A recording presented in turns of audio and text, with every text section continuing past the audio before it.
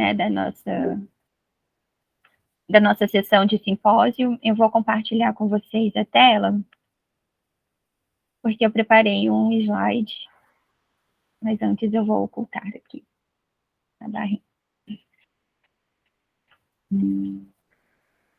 Eu acho, Carol, só assim, antes de você iniciar, vamos combinar que eu controlo o tempo, né? Porque pra gente, como a gente fez ontem, né, para a gente avisar aqui a Ana Érica, o Felipe e a Simone, o nosso tempo de apresentação é de 15 minutos, né, cada comunicador, e aí ao final a gente tem um momento para a conversa, para o debate. Então eu vou ficar controlando o tempo. Quando der 10 minutos, eu vou abrir o áudio e vou informá-los, tá? Então eu vou interrompê-los, assim, quando der 10 minutos. Já é um acordo pré-estabelecido aqui no nosso simpósio.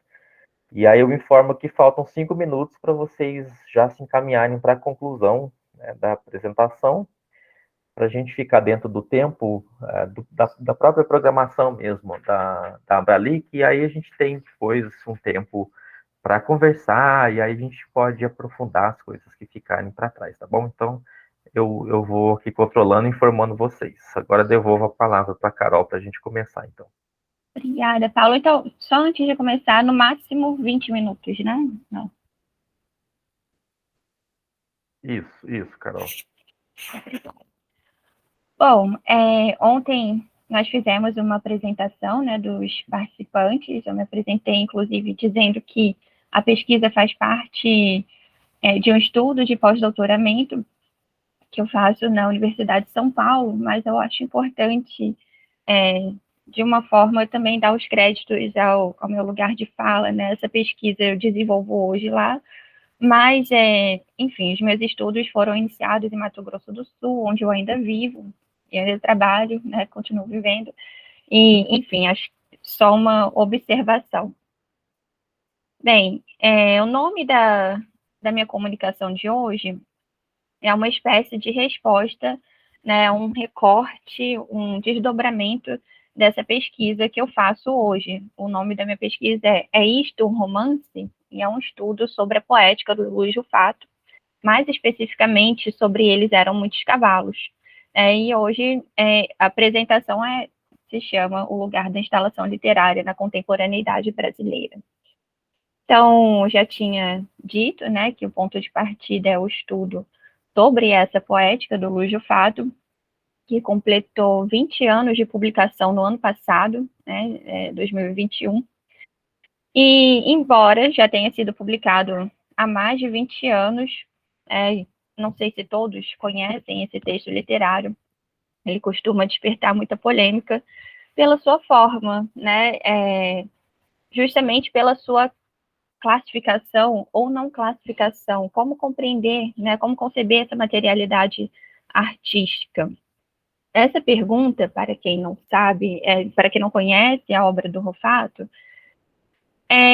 pode parecer supérflua, né, mas, na verdade, enfim, né, dependendo do recorte teórico que a gente faz, pode vir a ser, né, um estudo que venha a mudar a nossa percepção, né, de uma tendência literária contemporânea. Por quê? São 69 episódios paratáticos, quer dizer, cada episódio tem a sua autonomia, eles não se relacionam uns com os outros. A prova disso é a publicação colombiana, que não segue a sequência de episódios proposta inicialmente pelo Rufato, né? E, é claro, o Rufato autorizou essa outra edição, né, colombiana que altera essa sequência. Então, quer dizer, é um tipo de livro que nós não necessariamente precisamos seguir a sequência proposta pelo autor, né, do início, meio e fim. Uma vez que são episódios paratáticos, o leitor pode abrir o livro no meio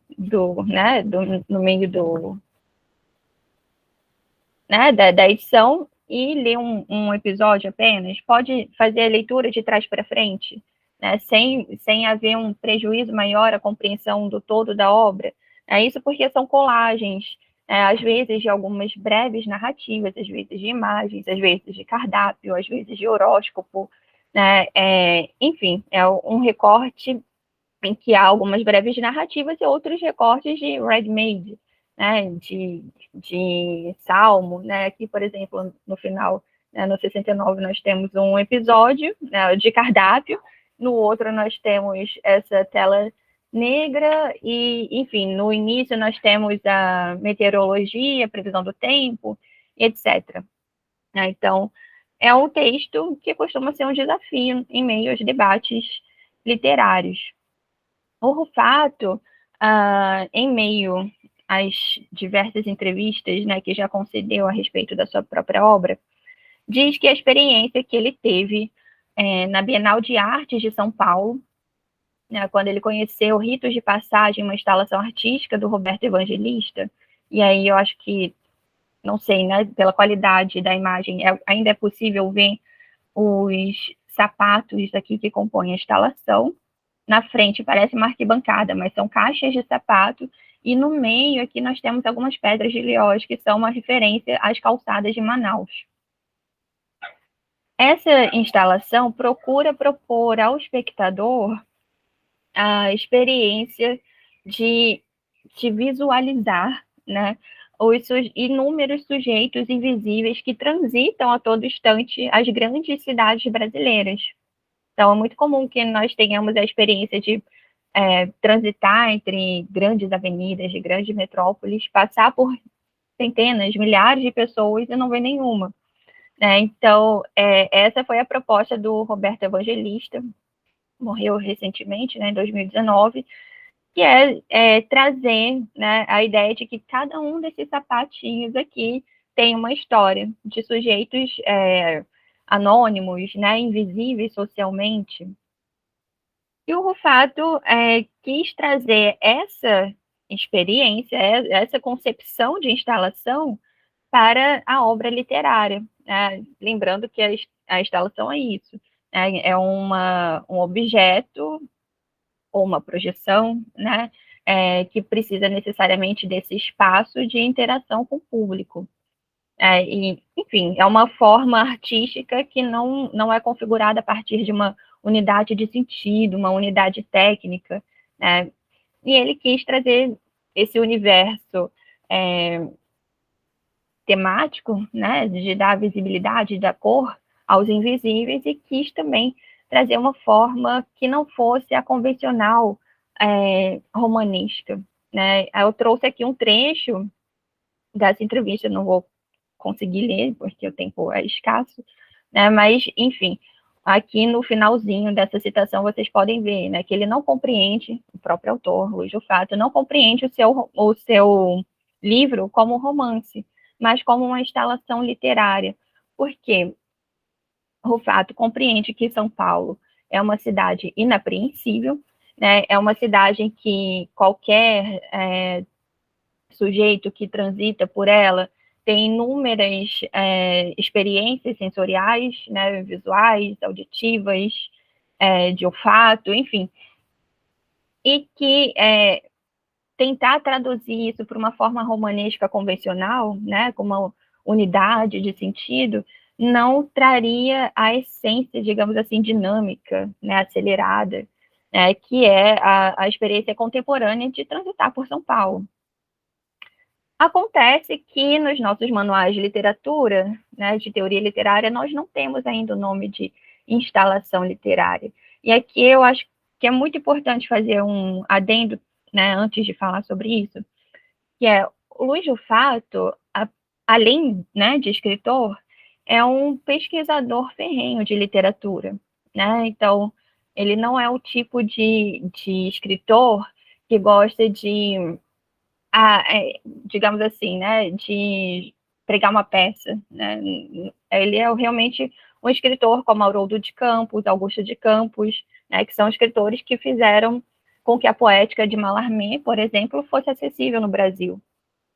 O Luiz Rufato pesquisa literatura jornalista, né, antes de se dedicar exclusivamente à literatura, mas constantemente publica suas resenhas a respeito dos clássicos literários, enfim, né? Seria necessário nós fazermos um esforço interartístico, né, um interdisciplinar, para pensarmos no conceito de instalação aplicado à literatura. Então, quem trabalha com esse conceito são as artes visuais, né? Nada mais coerente. A gente viu, né, por exemplo, que ele trouxe o conceito justamente de uma experiência de uma instalação artística na Bienal de Arte. A Ana Albini de Carvalho, em sua tese de doutoramento, traz uma ideia, né, um conceito sobre a instalação, e depois eu vou apresentar alguns outros críticos de artes que, né, ela também apresenta isso nessa mesma tese. Então, de uma forma geral, né, a Ana Albini de Carvalho compreende a instalação artística como uma configuração artística difícil de ser definida. Ela não é feita por uma técnica em específico, né, e a sua concepção, né, dependeria muito de um contexto, né, mas é isso, é um tipo de arte que não é definida por uma técnica específica, ela não é uma pintura, ela não é uma escultura, ela não é um desenho, né, ela pode ser tudo isso simultaneamente. Então, né, nessa tentativa de delinear um pouco mais, né, de aprender um pouco mais o que seria essa forma artística, né, Rosenthal pela Carvalho, né, compreende a instalação artística como uma espécie de arte configurada a partir de uma multiplicidade de objetos, imagens, referências. Então, uma instalação pode ser uma projeção audiovisual, né, pode haver objetos instalados, né, mas, enfim, é uma configuração artística que precisa necessariamente, né, promover essa experiência de diálogo dentro do seu espaço, né, de exposição, de instalação, entre a obra e o público. E é muito comum que haja uma alusão à vida cotidiana, né? É um tipo de arte que se aproxima muito da experiência vivenciada comumente pelos sujeitos comuns, né? Krauss, por sua vez, né, define a instalação como uma espécie de arte, né, que acontece por meio de operações lógicas, né, e aí se aproxima muito da proposta de Mallarmé, por exemplo, né, que é um poema partitura, que é um poema constelar, né, um lance de dados jamais abole o acaso, que, enfim, traz os elementos, né, traz determinados operadores, digamos assim, a partir dos quais o leitor vai definir, né, o seu percurso de leitura, o seu percurso de experiência, né, por meio, no caso, né, da instalação, por meio de diversos objetos, né, apresentados. Então, quer dizer, o autor da instalação funciona mais como um curador, digamos assim, que apresenta os elementos para o leitor seguir, né, de uma maneira cada vez mais autônoma, o seu próprio percurso de experiência. Carol, 10 minutos, tá? Passaram já. Obrigada, Paulo. E o Archer, por finalizando, né, para a arte, o inacabamento, esse aspecto inacabado da instalação, é um aspecto muito importante desse tipo de arte, porque é o que possibilita sua montagem, desmontagem e remontagem em outro sítio. Então, procurando aplicar essas ideias, né, na literatura, né, numa tendência, né, porque a literatura contemporânea tem inúmeras tendências, a ideia nunca foi dizer que toda manifestação literária contemporânea é assim, né, há uma tendência dessas.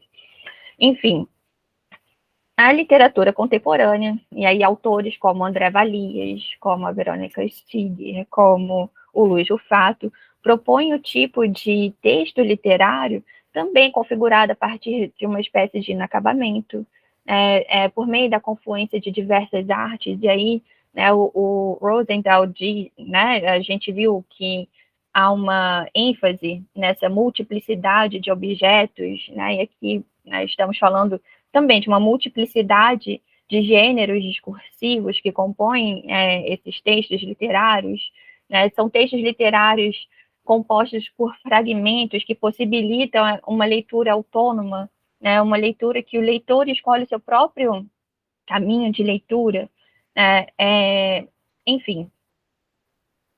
que também são compostos por essa espécie de inacabamento, né, visto que são textos paratáticos, né, não procuram uma unidade de sentido. Né? Então, eu trouxe, de uma maneira bem rápida, algumas citações do Lúcio Fato, por exemplo, em que ele joga com o efeito visual aqui, né, e aqui esse efeito visual tipográfico sinaliza alteração de voz dentro dessa narrativa, né, colagem de horóscopo, e, enfim, já adiantando um pouquinho, eu falei bastante do Lúcio Fato. Outros projetos literários propõem uma experiência semelhante. Eu não sei se todo mundo conhece, o André Valias é um poeta digital.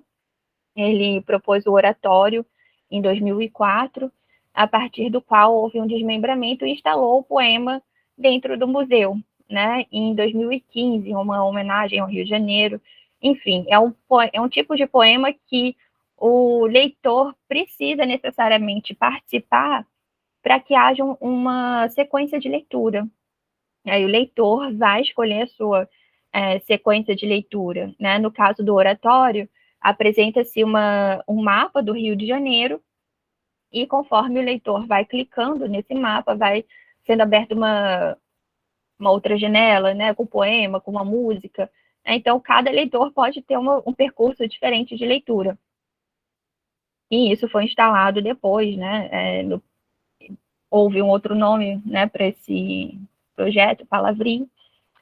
E Pré-Histórias 2, que também passou a ser uma instalação, né, no museu, né, da Verônica Stiger, advém de um projeto literário também, Os Anões, que também é composto por brevíssimas narrativas paratáticas, né, e que posteriormente teve um desmembramento, né, no livro Delírios de Damasco.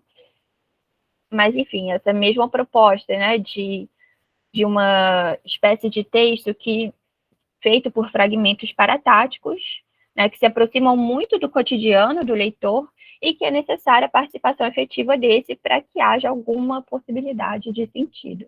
Então, enfim, eu trouxe essas duas outras citações porque são autores que levam a instalação, digamos assim, para o lugar convencionalmente estabelecido para as artes visuais, né? E aí, para finalizar, aqui ficaria um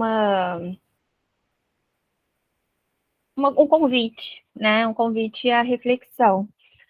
O Todorov, né, em seu livro Gêneros Discursivos, diz que promove, né, essa ideia. É possível pensarmos em novos gêneros discursivos, novos gêneros literários?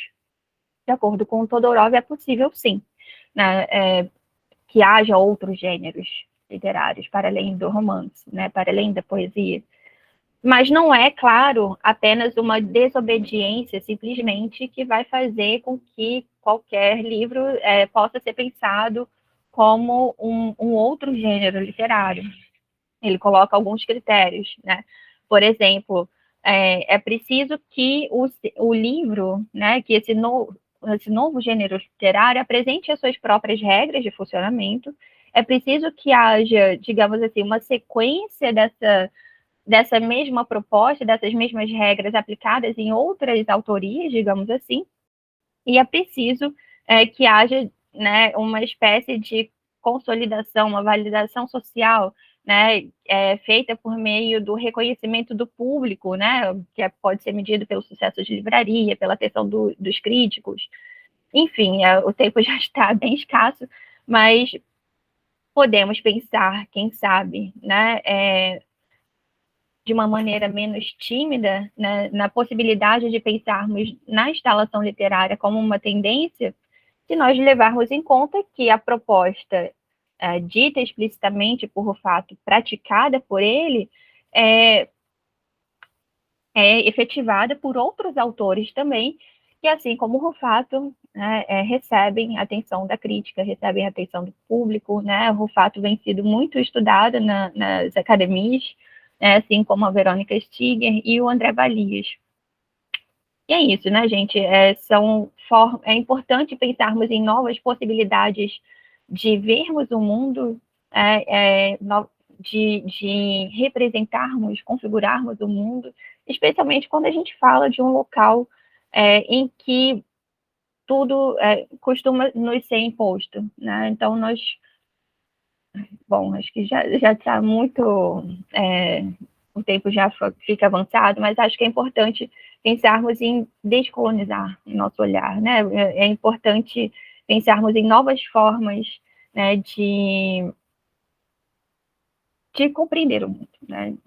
Bom, gente, vou ficando por aqui. Me desculpe pelo tempo que já foi, né, demais, e eu vou passar a palavra. Tá ótimo, Carol. Obrigado pela tua apresentação. Então, a gente vai dar sequência, e aí agora, depois da Carol, pela nossa programação aqui, a gente tem a apresentação da Simone de Souza Braga Guerreiro, com a comunicação rupestres, as estratégias criativas da poesia concreta, de Carlos Frederico Manes. Então, Simone, fique à vontade para apresentar, né? E aí ontem, assim como nós fizemos ontem, se você quiser, no início, se apresentar, dizer, né, de onde é que você veio, ou como é que não está sendo, fique à vontade para se apresentar, para que a gente depois possa também estabelecer uma conversa. Simone, muito obrigado por ter mandado o teu resumo para o nosso simpósio, e fique à vontade para fazer o uso do seu tempo, então. Eu te aviso quando a gente chegar aos 10 minutos. Tá certo. Bom dia a todos e todas. Meu nome é Simone Guerreiro, sou professora de literatura e, ultimamente, ando pesquisando alguns autores que não estão tão dentro da mídia, né? Mas têm um trabalho extremo de qualidade. Então, eu faço um trabalho agora sobre dois escritores aqui do Rio de Janeiro, que é o Carlos Frederico Manes, que é um poeta, e também uma prosadora chamada Natália Nami, também de textos de extrema qualidade, mas que, de repente, não estão nas livrarias, não estão na mídia, e aí essa é uma proposta de trabalho que eu estou apresentando. Eu vou colocar aqui na tela, né, já que eu aprendi agora... Compartilhando.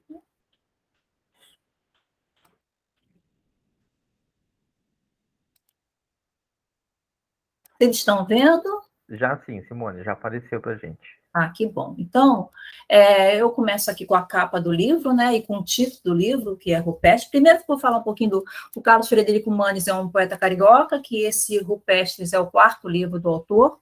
Ele lançou em 2006 um livro chamado Poemas, em 2012, Amálgama, e em 2016, Viventes de Saturno. E esse é o último livro, onde ele passeia por uma experiência concretista, e Rupestre foi lançado pela editora Urutau de São Paulo, tá? E aí, pensando nesse título, né, Rupestre, né, a gente já vai fazer uma referência à gênese, né, das representações artísticas pré-históricas, né, que eram realizadas em cavernas ou ao ar livre, e que, em geral, trazem representações de animais, plantas e pessoas e sinais gráficos abstratos, às vezes usados em combinação, né? De alguma forma, né, é possível atribuir às pinturas rupestres funções e características da arte como hoje é largamente entendida. Então, dentro desse panorama, a gente nos permite considerar o quanto a representação dessas figuras símbolos sobre uma superfície traduz pensamentos que nos levam a refletir sobre o que a imagem nos quer dizer, né? Então, deste modo, o título do livro, né, torna-se uma abertura à proposta do trabalho do escritor, né? Então, essa comunicação, propõe uma pequena reflexão teórica sobre a presença da imagem na criação literária do autor, partindo do princípio que a natureza icônica da linguagem do poeta nessa obra privilegia o diálogo ora entre a escrita e o visual, ora entre a escrita e o espacial, apoiando-se ao mesmo tempo sobre dois registros, né, o verbal e o gráfico. O papel da imagem na criação literária do autor nos vai remeter às concepções da poesia concreta da segunda metade do século XX. Ao adotar elementos da arte concreta, Carlos Frederico Manes parece levar às últimas consequências certos processos estruturais que marcaram a poesia concreta brasileira que se impôs a partir de 1956, como uma expressão intensa da nossa vanguarda estética. Nesse livro de poesias, o enfoque na primazia da imagem e nos diversos exemplos do grafismo nos coloca diante da necessidade de observar os mundos do dizer e do ver. Explorando as camadas materiais de diversos campos, semântico, sintático, fonético e topográfico, o poeta nos apresenta um espaço híbrido, onde a letra e a imagem se encontram e, por vezes, só a imagem. Bom, as reflexões que eu vou apresentar nessa comunicação analisam essas estratégias criativas do autor contemporâneo à luz das teorias que envolvem o movimento concretista e de outras referências que surgem nas indicações de alguns poemas e no jogo de palavras que proporciona uma flexibilidade visual e verbal. Sobre o livro rupestre, né, o poeta nos declara, numa entrevista que o Carlos Frederico Manes faz à revista Scripta da PUC Minas, em 2020, ele fala sobre, eu vou reproduzir aqui a fala do autor, que o autor fez nessa entrevista, onde ele define um pouquinho o seu trabalho. Então, o autor Carlos Frederico Manes nos fala nessa entrevista que ele fez à Scripta o seguinte: quando descobri a poesia concreta e as vanguardas que a ela se seguiram, notadamente as obras de Vladimir Dias Pino e de Afonso Ávila, percebi que estava diante de algo realmente novo, revolucionário mesmo. Alguns procedimentos adotados pelo Grupo de São Paulo já haviam sido utilizados por outros poetas anteriormente, como Mallarmé e Cummins, e até mesmo Gerard Manley Hopkins. Mas ao Grupo Negrante coube a primazia da sistematização de uma nova forma de fazer poesia. Além disso, gosto muito de artes plásticas, especialmente do abstracionismo formal, e de experimentos musicais como os de Roger Ikeda e Thierry May. Este livro foi uma tentativa de incorporar a liberdade trazida por essas vanguardas à minha própria linguagem. De uma certa forma, é uma explicação do autor sobre essa produção literária nova que ele faz, já que ele não é um poeta concretista. Este é um livro em que ele vai usar os experimentos concretistas. De fato, podemos observar na revelação do autor o papel importante exercido por renomados artistas em seu trabalho literário. A ressonância de suas influências encontra-se projetada em cada poema. Ao ler a poesia de Carlos Frederico Manes, é necessário atravessar um labirinto de vozes, pois, de certa forma, os versos do poeta nos apresentam referentes intertextuais que geram complexas configurações verbivisuais. Em seu primeiro experimento concretista, já encontramos elaborados jogos de linguagem que, se por acaso inova nos vários campos do projeto concretista, traz um revigoramento de uma arte que já se constituiu como vanguarda. As palavras são uma jaula a 7 claves. Ao evocar Haroldo de Campos como epígrafe de seu livro, talvez o poeta queira indicar o ponto de partida da trilha por onde os leitores devam caminhar por sua experiência concretista. Deste livro de poesia, né, eu selecionei 5 poemas, que eu vou passar agora aqui nos slides. Esse primeiro poema, né, chama-se História do Ego. O título é História do Ego. Esse poema visual é possível identificar um sistema de signos que corrobora na atividade artística que é representar. O poema formado é forma e conteúdo em si mesmo. A partir da única informação verbalizada, que é o título, vemos figuras que interrogam sobre a relação entre o real e a imagem. Desse modo, parece que a imagem revela o invisível. O ego, que é a consciência, o que caracteriza a personalidade de cada indivíduo. Aquilo que, de acordo com a teoria psicanalítica, faz parte do modelo psíquico formado pelo ego, pelo superego e pelo id. Eles compõem a chamada tríade do modelo psíquico. O id é um instinto nato do indivíduo, ou seja, os desejos, vontades e pulsões primitivas das pessoas que são filtradas pelo ego e superego. O superego é o repressor do ego. Apoiando-se nesses registros, né, desses 2 registros, o verbal e gráfico, o poema se abre a uma multiplicidade de sistemas em torno da natureza e do conhecimento humano. Multiplicidade esta que vai definindo a significação na medida que o material significante assume o primeiro plano. Uma esfera em negro contida num círculo, e um círculo pontilhado completa um poema. Estruturalmente, o que a história do ego em seu processo compositivo nos quer dizer? Ego, superego, id. O que ele nos faz sentir? Uma poesia para ser vista que se nos oferece ao desejo de nos comunicarmos. A imagem tem uma existência iminente. O leitor se encontra no texto à medida que procura nos símbolos seus rastros pequenos ou grandes de significação. O que o leitor pode ver está ao nível da imaginação, da possível representação do real. Isso seria o visível, o mais complexo e talvez ao mesmo tempo o mais banal. Passando para um segundo poema que eu escolhi, Orvalho, né? Aí, assim, no depoimento, o Décio Pignatari, né? Ele fez um depoimento no livro Teoria da Poesia Concreta, Textos Críticos e Manifestos. O Décio Pignatari ele diz o seguinte: um poema não quer dizer isto nem aquilo, mas disse a si próprio. É idêntico a si mesmo e a de semelhança do autor. E a partir desse depoimento, a gente pode pensar o poema Orvalho, né? Onde dentro de um campo topográfico se espalham palavras numa não linearidade, em que se pressupõe a falta de uma relação arbitrária entre o significante e o significado. Ao ler esse poema, é necessário sentir a experiência concreta e talvez levitar com as palavras expostas. Orvalho, passeia, vestes, noite, efêmera vida, morrem, gotas, vem espírito, vaporoso. Ao mesmo tempo, é importante perceber o modo como as palavras escolhidas pelo poeta passeiam por um princípio ordenador único.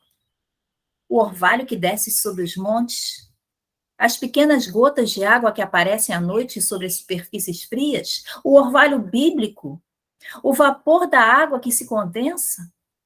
A abolição dos versos tradicionais não extermina uma certa metáfora musical. A abolição dos versos tradicionais, a sintaxe espacial e o emprego de palavras ilhadas parece querer potencializar aquilo que está na nossa sensibilidade, no nosso conteúdo psíquico e ideológico. A poesia do autor, portanto, não abandona o aspecto de dar sentido ao mundo. A sua estrutura deseja uma comunicação que se estabelece na junção de vários sentidos. Não é um trabalho literário desprovido de significação. Valendo-se das propostas estéticas do concretismo, seus experimentos espaciais atingem um grau de comunicação. Essa, então, é a força que vem do seu elaborado jogo de linguagem. Moni, deu 10 minutos, tá bom? Só para te avisar. Tá certo. Um terceiro poema chama-se Glifo de Carlos Drummond de Andrade. Nesse livro rupestre, né, o autor realiza, né, além de glifo de Carlos Drummond de Andrade, ele faz outros glifos. Tem o glifo de Mário Faustino, glifo de Ferreira Goulart, glifo de João Cabral de Melo Neto e o glifo de Manuel Bandeira. Eu selecionei esse que é o glifo de Carlos Drummond de Andrade. E essa poesia visual emerge para uma representação gráfica simbolizada pelo glifo. A experiência concretista volta-se agora a sua atenção para uma aprofundada apreensão de um vasto mundo de significados. Entendemos por glifo como sendo um desenho de caráter simbólico. O dicionário do Antônio Wise nos apresenta a palavra como esculpir, cinzelar, gravar, um ornamento gravado nas cavidades ornamentais existentes nos membros arquitetônicos. Desenho de caráter simbólico, frequentemente gravado ou cinzelado em relevo. Portanto, um glifo é um elemento da escrita, uma manifestação de unidade abstrata. Tal grafia não deixa de ser uma representação da linguagem, mas que ainda não se define como escrita. Os egípcios inventaram os hierógrafos, hiero, sagrado, e glifo, símbolo. Era uma escrita sagrada realizada pelos escribas e muito utilizada em templos e túmulos. Podemos partir do pressuposto de que os poetas escolhidos são detentores de uma linguagem muito particular, com características únicas. Assim, o autor elabora um glifo que deseja representar a linguagem de cada poeta. A experimentação artística utilizada no poema homenageia através de um sinal visual poetas consagrados ou sagrados, numa imagem original em que prevalece uma densa rede de ecos que compõem a sua perspectiva poética. Quarto poema, Deus Ex Machina. E aí a gente sabe que Deus Ex Machina era um recurso da dramaturgia que consiste na descida em cena de um Deus cuja missão era dar uma solução inverossímil a um problema vivido pelos personagens.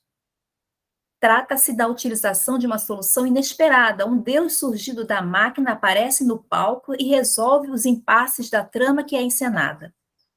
Este poema, dividido em 3 partes, traz vocábulos agrupados em torno de 3 nomes: cibernética, robótica e informática.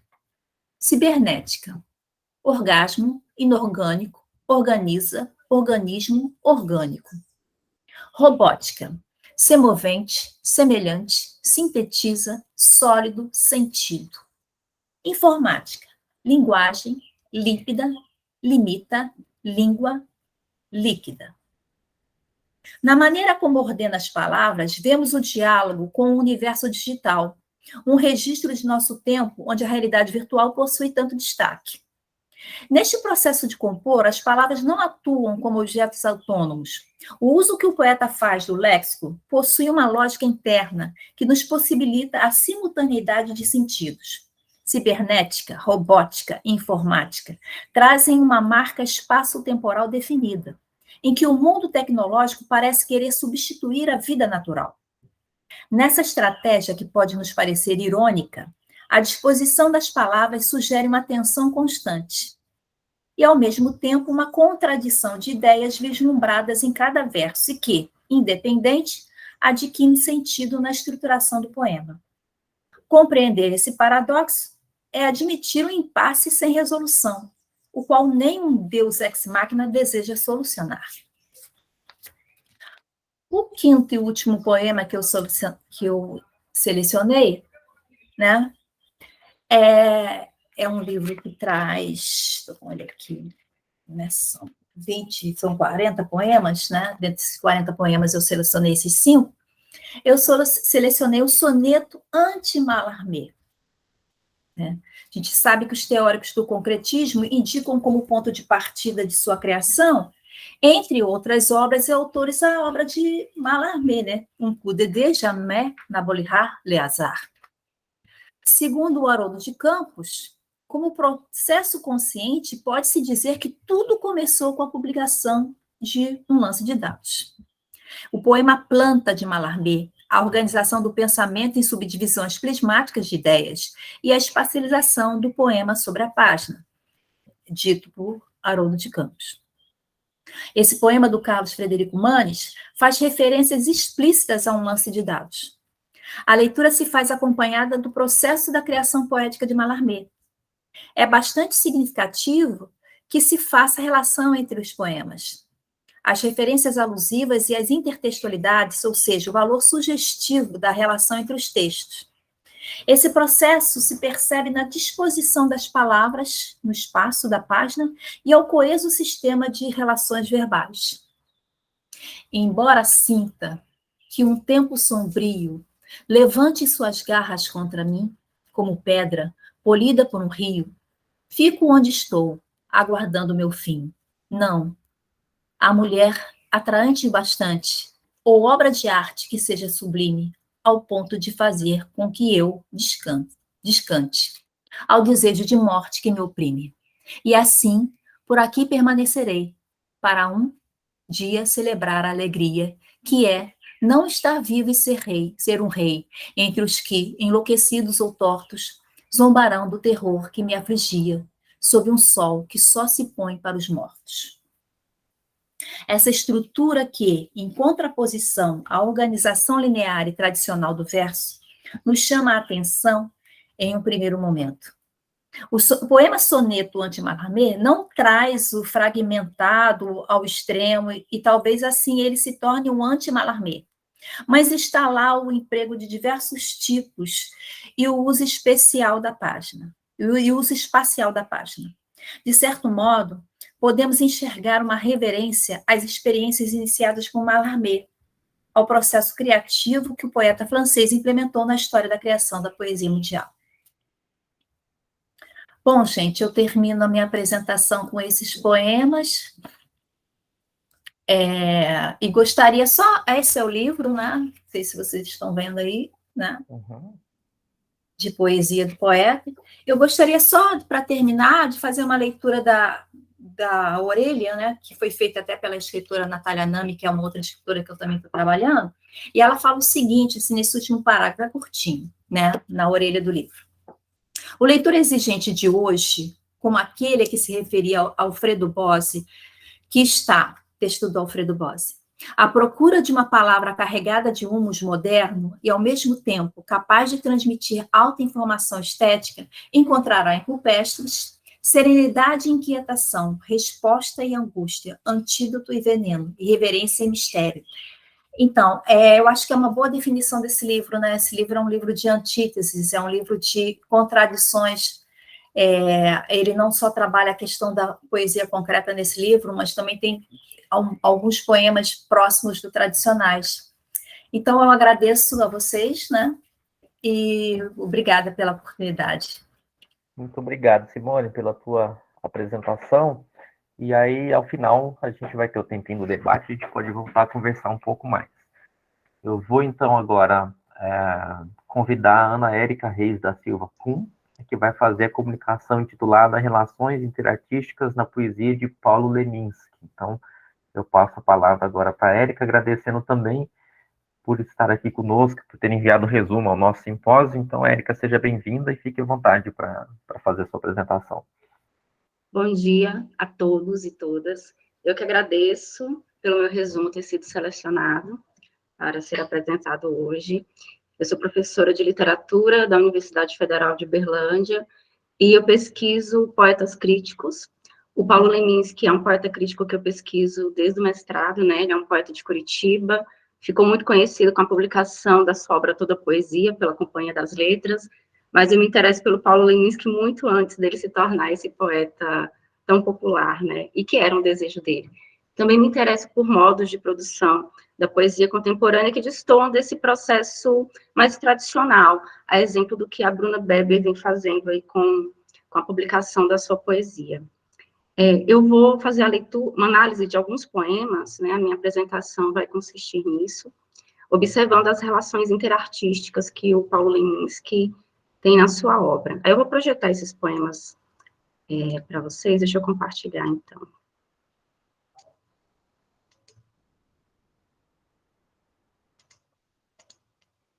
Só um minutinho. Vocês conseguem visualizar? Já sim, está aparecendo para gente. O PDF, né? Uhum. Ainda está aparecendo o PDF? Não, agora está aparecendo o seu texto no Word. Então eu vou fazer o seguinte, eu vou compartilhar o PDF somente na hora de mostrar os poemas, para não gerar isso, tá bom? Tudo bem. É o título da minha comunicação, Relações Interartísticas na Poesia de Paulo Leminski. O conjunto da produção do poeta curitibano, Paulo Leminski, é assinalada pela relação com outras artes ou mídias, dentre elas a canção, a publicidade e também a visualidade. Leminski delineou sua poética para outros suportes além do livro, manipulou códigos e linguagens em busca de fazer com que sua poesia chegasse ao público leitor.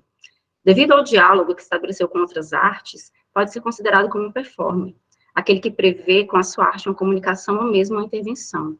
E aí o Blusberg, em Arte da Performance, ele faz uma definição do que seria o performer, um manipulador de linguagens e códigos. Artista de diversas facetas, foi publicitário, agitador cultural, faixa preta de judô, tradutor, compositor, escreveu romances e ensaios críticos que foram vinculados em jornais de circulação nacional e também na imprensa nanica. Sua poética pode ser considerada híbrida devido não somente à relação com as outras artes, mas também por dialogar com estéticas diversas, visto que congrega aspectos do arquétipo do poeta romântico, do concretismo, do tropicalismo, da poesia marginal, do haikai. Mapeando a poesia de Leminski, é nítido o trabalho com a visualidade, que ocorre por influência do concretismo. A base da poesia concreta está pautada na materialidade da palavra, cuja imagem é intrínseca à poesia, formando, então, uma estrutura verbivocovisual, que alia verbo, voz e visualidade. É nos poemas visuais que podemos verificar o modo como o poeta se vale de recursos recorrentes nos poemas concretos, como a abolição linear do verso, o aproveitamento do espaço branco da página, tornando parte integrante do poema, colocando-os a serviço da comunicação. E aí tem um poema visual, que está presente no livro Caprichos e Relaxos, aí eu vou mostrar aqui para vocês. O poema...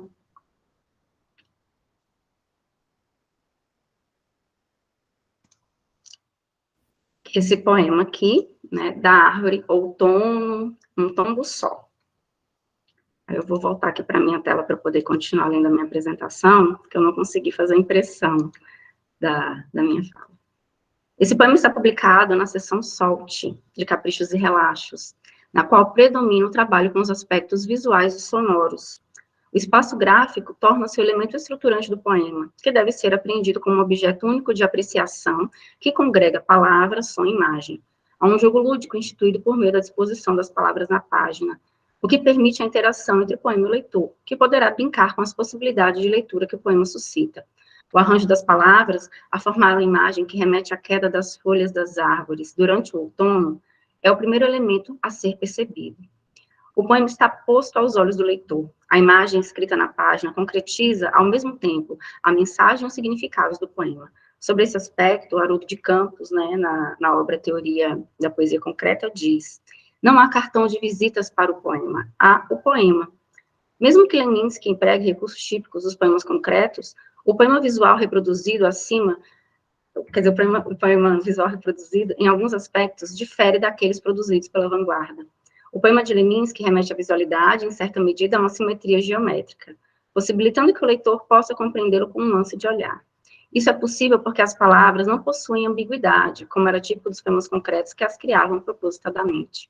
Ademais, os aspectos utilizados por Leminski concedem ao poema um caráter lúdico, uma vez que as palavras, por meio de um processo de decomposição, parecem se movimentar na página. A escolha de Leminski em produzir uma poesia comunicativa será uma demanda imperiosa ao poeta. Para atingir esse propósito, investiu em trocadilhos, na colocalidade e em frases de impacto, que parecem ter sido retiradas de um anúncio publicitário. Um exemplo é o título da obra Distraídos Venceremos, publicada em 1987. Um slogan que se opõe a um outro considerado clichê, Unidos Venceremos. O poeta não só propõe uma releitura, como realiza uma jogada de marketing, pois a frase de impacto que cria pode funcionar para atrair o leitor. Ademais, Distraídos Venceremos funciona como uma daquelas frases que estão com camisetas e afins, devido ao apelo de natureza publicitária que possui. Leminski desejou que a poesia estivesse presente na vida das pessoas, estando na música, no slogan da propaganda e na canção. Dessa maneira, criou poemas baseados em uma construção epigramática e que parecem elaborados a partir de um insight lírico do poeta. A exemplo dos seguintes terceiros, que também estão... Esse primeiro terceiro está presente em Caprichos e Relaxos. Confira, tudo que respira conspira. E este segundo, em Distraídos Venceremos. Essa vida é uma viagem, pena estar só de passagem. É possível verificar que os poemas contêm elementos típicos do meio publicitário, pois funcionam como um slogan poético, construindo frases de impacto. Dentre os aspectos da publicidade, há a concisão e objetividade, que favorecem a memorização, o jogo linguístico, proporcionado pelo duplo sentido dos versos e palavras parônimas. Há traços acentuados de humor e ludicidade, que, evidenciados através da rima, tornam o poema atrativo ao leitor. A veia publicitária de Leminski não foi apenas uma faceta da sua poesia. O poeta exerceu a função de publicitário, tendo ganhado diversos prêmios em Curitiba por seu trabalho. Atuou na agência Múltipla Propaganda e Pesquisa, onde encontrou pares como Solda, Retamoso, Mirandinha, Swain, Belenda, Fuvá e Tico, que o ajudaram a repensar a relação entre poesia e propaganda. O resultado dessa parceria pode ser conferido na seção Solte, também presente em Caprichos e Relaxos. E aí tem um poema dessa sessão que eu gostaria de mostrar a vocês. Vocês conseguem visualizar? Sim, Érica, está aparecendo sim. Ok. Aí eu só vou parar de compartilhar aqui para eu voltar para a minha tela. Em seu site, cartunistasolda.com.br, Solda relata a ocasião que deu origem à fotomontagem. Conforme o cartunista, Leminski, que estava estudando cultura japonesa, começou a falar de kamikazes com o intuito de brincadeira. Solda resolveu colar o rosto do poeta no corpo de uma geisha vestida de kimono e escreveu embaixo a legenda kamikaze, um trocadilho com a palavra kamikaze. Nessa montagem é possível perceber uma pequena disjunção entre o pescoço do poeta e o corpo da geisha, o que deixa perceptível que se trata de uma fotomontagem. Nessa, o poeta olha para frente, quem sabe encarar o seu leitor, enquanto o corpo da geisha, disposto ligeiramente em posição lateral, escreve algo no papel. A mão que trabalha na escrita, sem que haja o comando do olhar, estaria, pois, a escrever a legenda em formato de slogan para a própria imagem, possibilitando que o poema possa ser lido por um viés metalinguístico. Conhecendo o episódio no qual a imagem foi concebida, podemos afirmar que ela é representativa da imersão de Leminski na cultura oriental, uma das influências da sua expressão. Embora seja o resultado de um trabalho publicitário, oriundo de uma brincadeira entre amigos, em Kamikaze, Leminski se torna um signo na própria poesia. O poeta inscreve, de fato, sua imagem na tessitura do poema. Possivelmente essa não tenha sido a intenção de Solda, mas muito provavelmente tenha sido a intenção de Leminski, ao incluir essa imagem em Caprichos e Relaxos, na seção Solte, designada Poemas Visuais. Ainda, o poema pode ocasionar certo estranhamento no leitor, que pode achar engraçado o fato de encontrar, dentre as páginas do livro, o próprio autor, representado em uma concepção lúdica pouco convencional. O fato é que Kamikaze constitui-se uma verdadeira sacada, representativa de uma poesia que se apoia no jogo e na espontaneidade, aspectos que se encontram sintetizados na imagem. Podemos afirmar que Kamikaze ilustra a imagem do poeta como samurai malandro, uma denominação dada por Perrone Moisés. Tal epíteto estaria relacionado à habilidade do poeta em escrever poemas breves e certeiros, como que forjados pela lâmina precisa do samurai e pelo jogo de cintura do malandro com a linguagem. Marcelo Sandman afirma que Leminski se interessou pela publicidade e, consequentemente, também pela canção popular. Tal escolha se deve porque se tratam de veículos que possibilitam a elaboração de mensagens que funcionam, pois, de fato, chegam ao grande público, uma vez que circulam em meios de comunicação acessíveis. Leminski recorre ao universo das mídias populares, sobretudo à música e à publicidade, como forma de se aproximar das pessoas. Seu intuito é inserir a sua poesia nos veículos que elas mais acessam, pois são funcionais e imediatistas. Outro sim, o interesse do poeta por outros suportes está relacionado ao seu desejo de experimentação com o poético, de migrar o poema para a canção e para o corpo da voz, como está expresso nas epístolas que enviou o amigo Regis Bonicini, a exemplo do seguinte trecho da nona carta, de 28/8/1977, abre aspas. Estou transando vários códigos, suportes, em vestidas kamikaze no campo pragmático, fecha aspas. Nessa mesma carta, comenta que fez algumas vinhetas para um programa de rádio a pedido de um grupo de rock de Curitiba. Vou mostrar aqui para vocês um trechinho da carta. Érica, chegamos aos 10 minutos, só para te informar. Tá bom. Essa carta aqui, né, ele diz, os guris da chave descolaram um programa de rádio, lenha, é o lenhismo, hard rock, locução criativa, então fiz para eles umas vinhetas antipropaganda doida, esta é uma, fome, vontade de comer, apetite, restaurante apendicite, o restaurante sem imaginação, restaurante apendicite só serve arroz com feijão, ou esta, pomada meleca, deixa de ser bofe e passa a ser uma boneca. E depois passei várias dessas propagandas impropagáveis para um grande cartunista daqui, o Solda. E ele está transando as propagandas. No ícone, no rádio, elas ficam muito engraçadas, junto com as outras, caretas. Essas vinhetas são, na verdade, uma brincadeira que Leminski faz, são zoações coladas ao lado de propagandas sérias. Não apenas tem o seu lado engraçado e evidenciado, como também lançam certa desconfiança sobre as demais propagandas veiculadas no rádio. As vinhetas, denominadas como antipropaganda ou propagandas impropagáveis, convêm mais ao humor que à comercialização de algum produto. Tal aspecto poderá chamar a atenção do leitor ouvinte, que certamente se espantará ao ouvir esse tipo de propaganda junto àquelas que são costumeiras, as caretas, Com isso, o poeta desperta atenção para o seu trabalho e também para si mesmo, uma vez que os ouvintes poderiam desejar saber a origem da mensagem insólita que circula no rádio. Atento à relação poesia-música, Leminski deseja que seus textos sejam transformados ou não em canções, transcendam a mudez da página. É o que nos diz o Ricardo Aleixo ao analisar a relação que a poesia do Paulo Leminski tem com a música. Interessante observar que, não por acaso, uma parte significativa da produção leminskiana está situada na fronteira da poesia e da música. Há canções que foram publicadas em livro, de modo que podem ser lidas como poemas, e há poemas que foram transformados em canções, seja pelo próprio Leminski ou por parceiros. De Caprichos e Relaxos, podemos citar os poemas Canção Sexta-feira, escrita em parceria com Moraes Moreira, Verdura, Lembrem de Mim, O Velho Leão e Natália em Coiacã. Ademais, este livro está permeado por referências musicais, a exemplo do poema Desmontando o Frevo, que faz uma alusão ao ritmo musical pernambucano. Outras referências estão a Caetano Veloso, Jimi Hendrix, Gilberto Gil e Rita Lee. Em Distraídos Venceremos, também contém alguns poemas que foram musicados, a exemplo de Para que Leda me leia, Sem Bundismo, Por um 10º segundo e A Lua foi ao cinema. O livro é dedicado a alguns pares, poetas músicos que pertencem à mesma geração de Leminski. Exemplo da Alice Ruiz, né, que foi a sua esposa, Antônio Cícero, e Arnaldo Antunes e Tamara Assumpção. Como o tempo está curto, eu vou passar, então, para a análise de um poema-canção para encerrar minha fala. Ao ser musicado, o poema não só muda de suporte, como excede a mudez da página e ganha corpo em ritmo e som.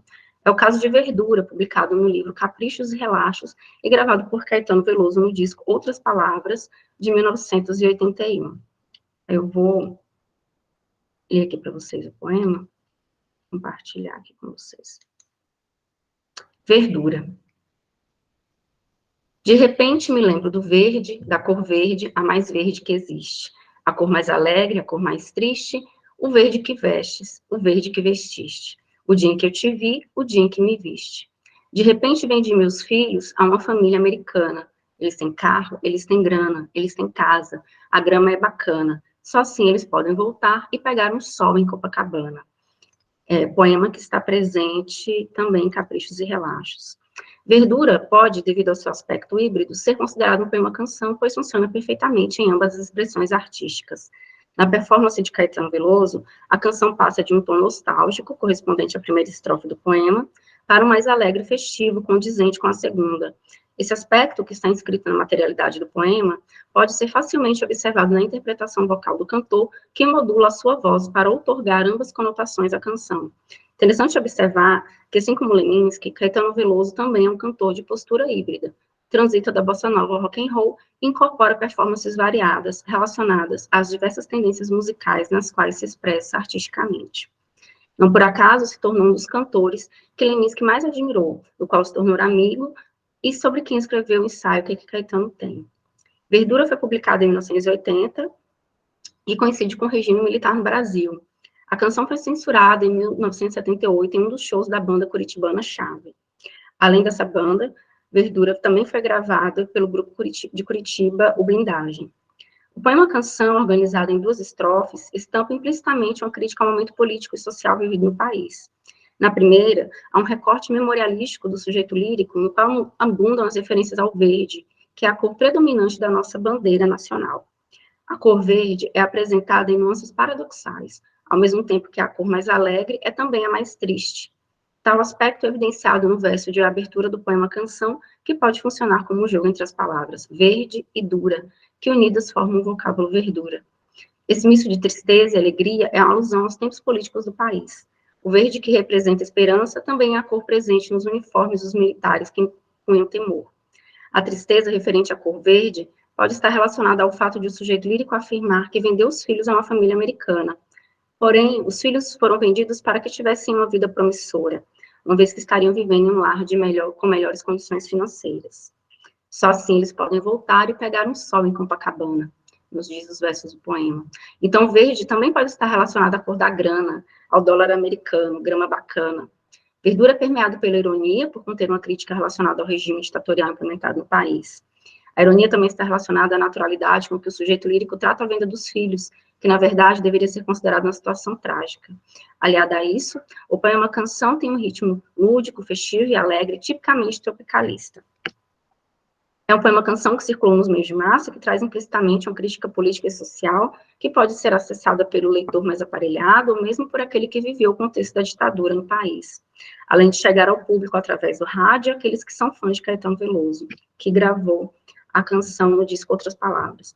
De certo modo, a canção popular propiciou a Leminski experimentar novos modos de realização da linguagem, mas sem perder de vista o aspecto poético. A partir dos poemas aqui analisados, depreendemos que a poesia leminskiana pode ser considerada multifacetada devido às diversas confluências que a perpassam, constituindo um conjunto híbrido.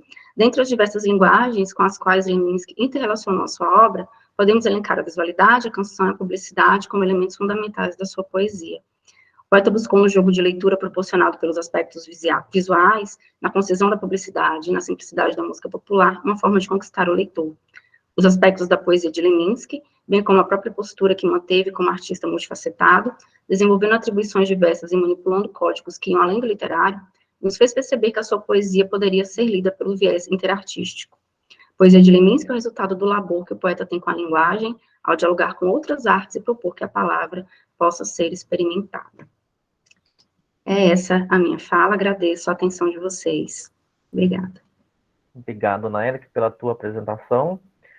Eu vou agora, então, passar a palavra para nosso último comunicador desta sessão da manhã, que é o Felipe Germano Rigamonte, né, que vai fazer a comunicação intitulada Omar Salomão, uma poética do fragmento. Então, Felipe, seja bem-vindo, obrigado também pela submissão do seu trabalho aqui no nosso simpósio.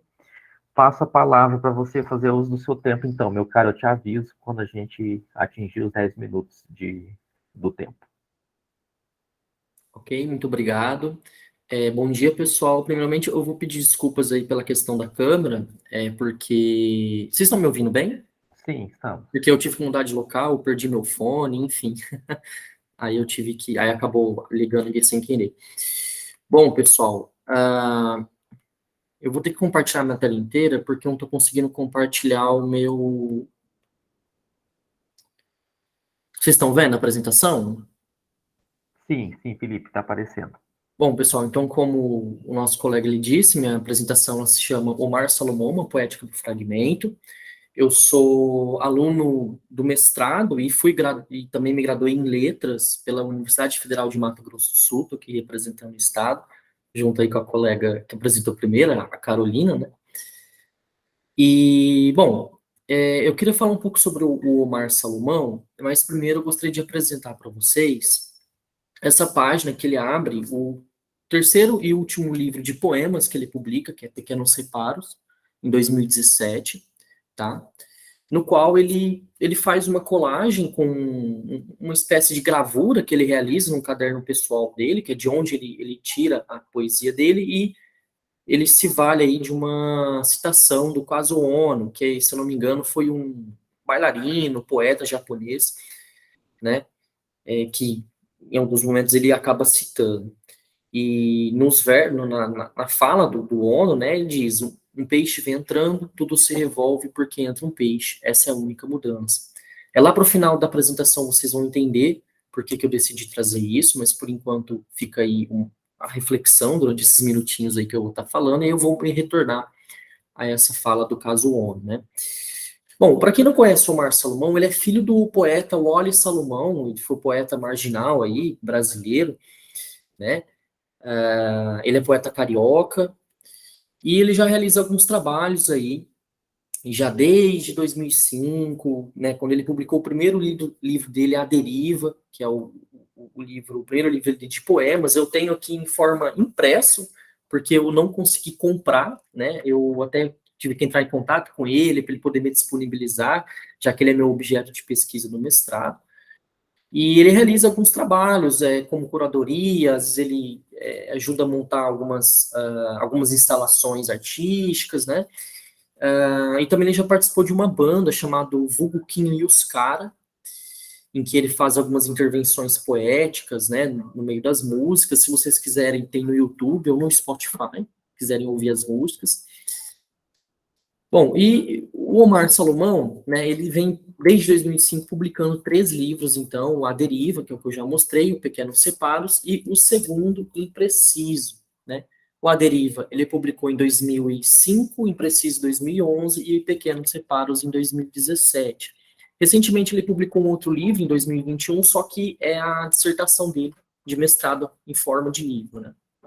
Por isso que eu não entra como meu objeto de pesquisa, né? Porque eu só estou focando na poesia dele, na poética dele. Bom, pessoal, e por que eu intitulo o Poeta do Fragmento, né? Porque o Omar Salomão, ele trabalha muito com a questão do fragmento na sua poesia. Eu vim percebendo aí que os colegas, eles também trabalham de uma forma ou outra, né? Ora com a questão da instalação, ora com malarmeiro, concretismo, e tudo isso eu senti assim que existe um grande diálogo entre as nossas pesquisas. Eu estava até aqui muito ansioso, que eu vi que a gente lê as mesmas direções teóricas, né? Eu fiquei muito feliz. Mas o que eu quero dizer, então, com fragmento? Aí eu trouxe aqui uma citação do Lacour, Labarthe e o Nancy, né? No qual eles escrevem, né? Eles tentam teorizar o fragmento, tentam conceituar o fragmento, que é algo assim que é um pouco difícil, porque a própria natureza do fragmento, né?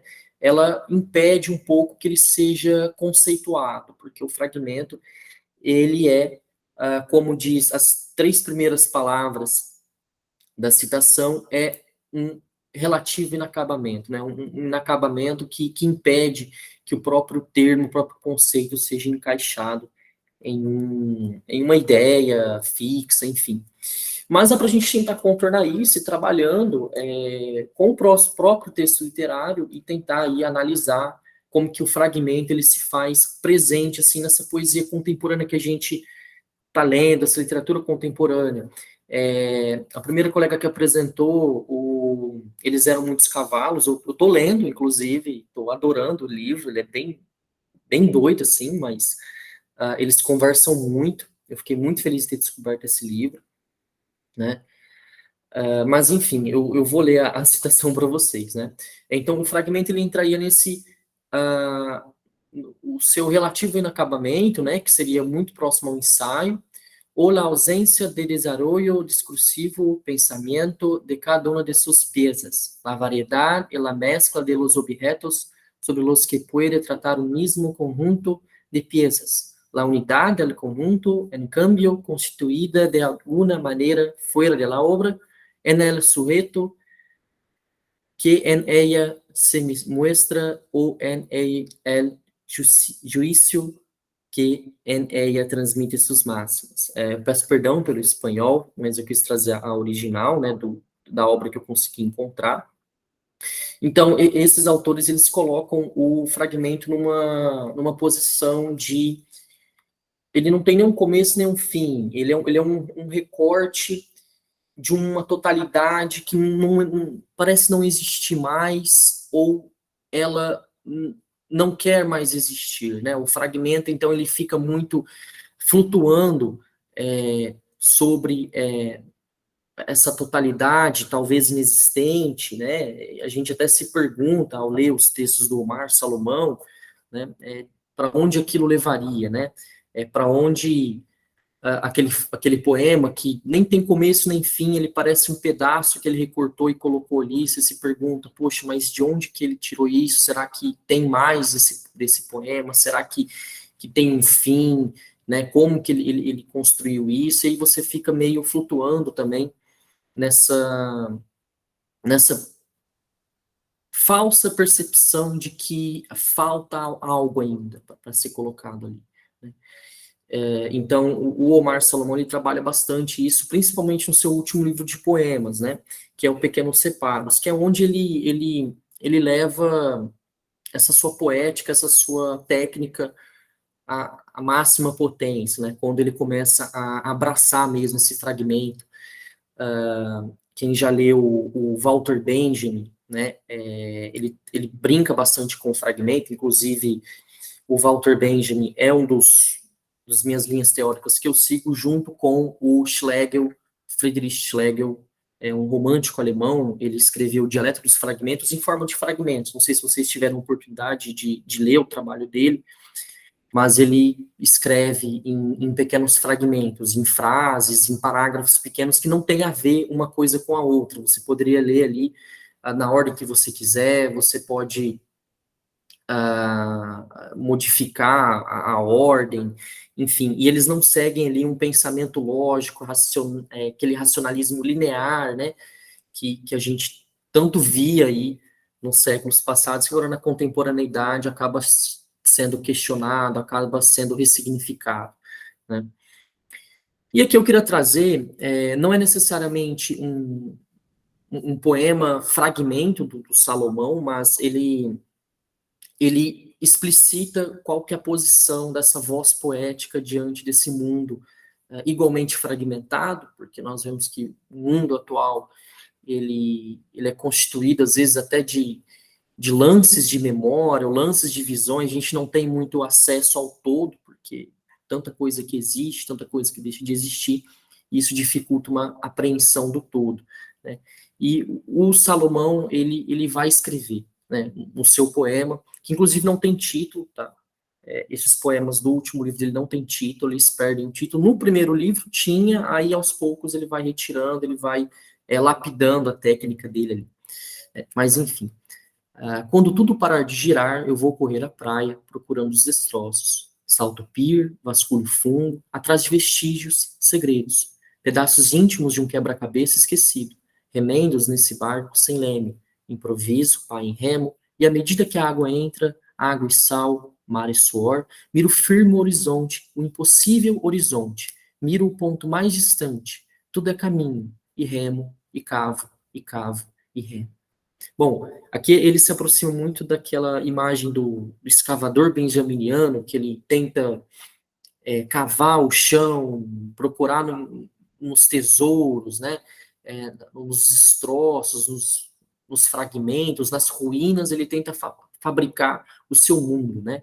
Tanto que o Salomão ele vai escrever na sua dissertação, construir, melhor do que construir com ruínas, construir, melhor do que construir com ruínas, é construir sobre ruínas, né? Então, na verdade, peço desculpas, ele diz o contrário, melhor que construir sobre ruínas é construir com ruínas. Eu estava tentando lembrar aqui.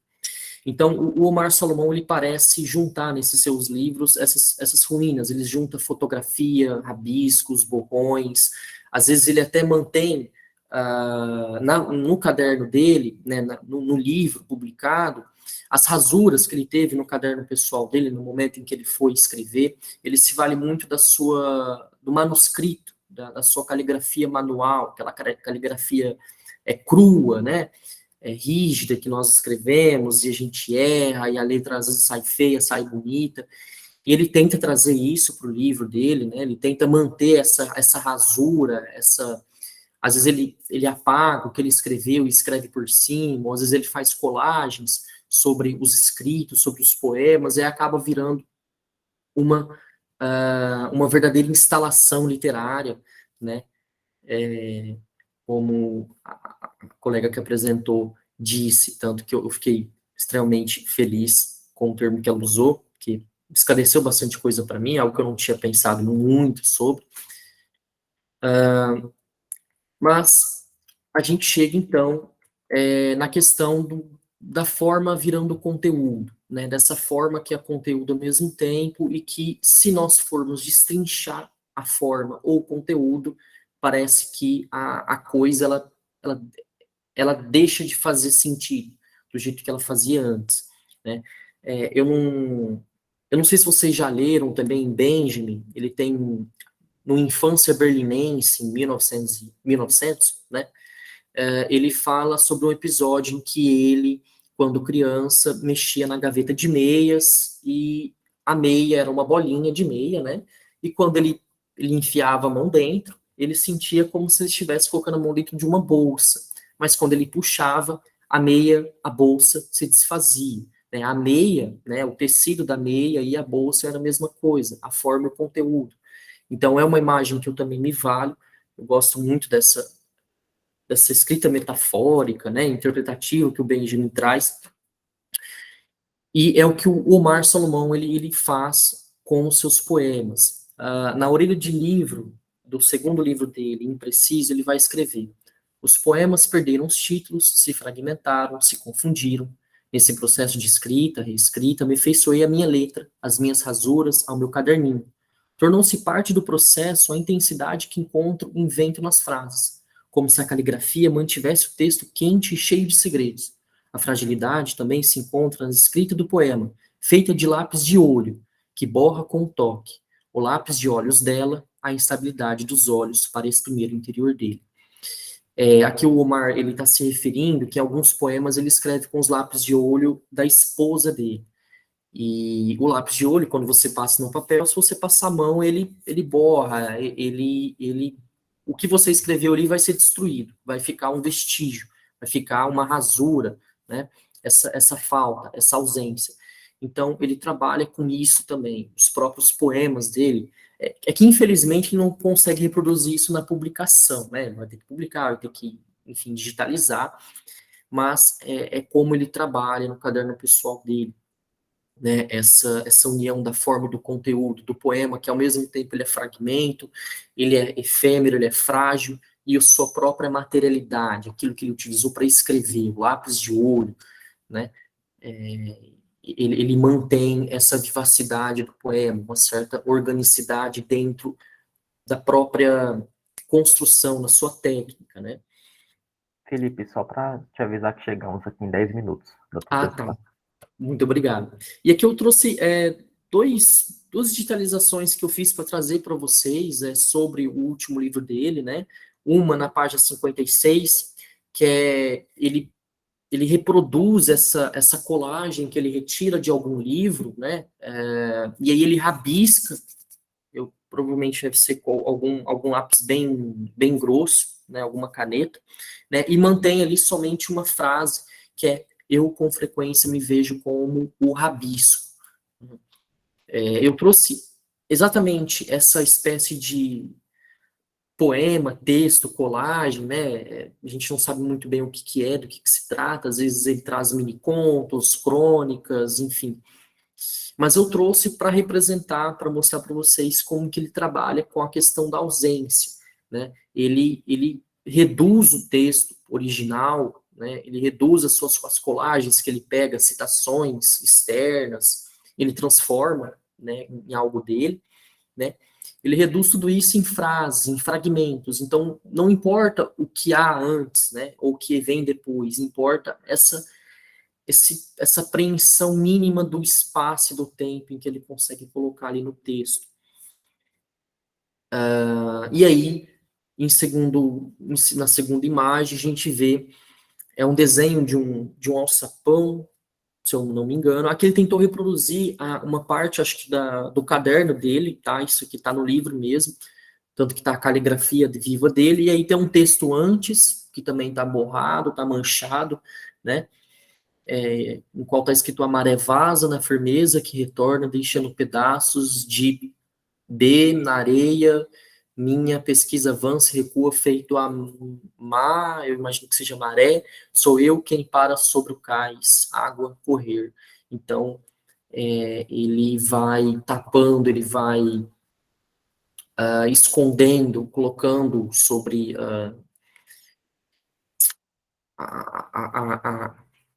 esse borrão mesmo, né? A poesia dele, e aí você fica, né, nessa flutuando meio, o que vem depois, antes, aí você, né, entra naquela questão, é um recorte que o poeta quis colocar ali e trabalhar. E aí depois embaixo escreve: a pedra era uma pedra e a porta parecia leve, mas nada se movia, nada se abria. A água era água, o porto apenas tábua e o ar desaparecia, tampouco eu sabia, né?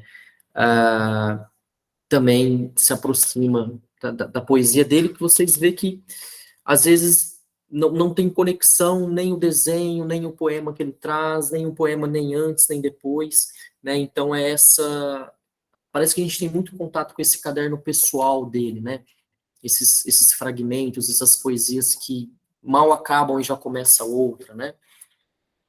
E, por fim, eu queria falar para vocês sobre a dúvida como porta de entrada.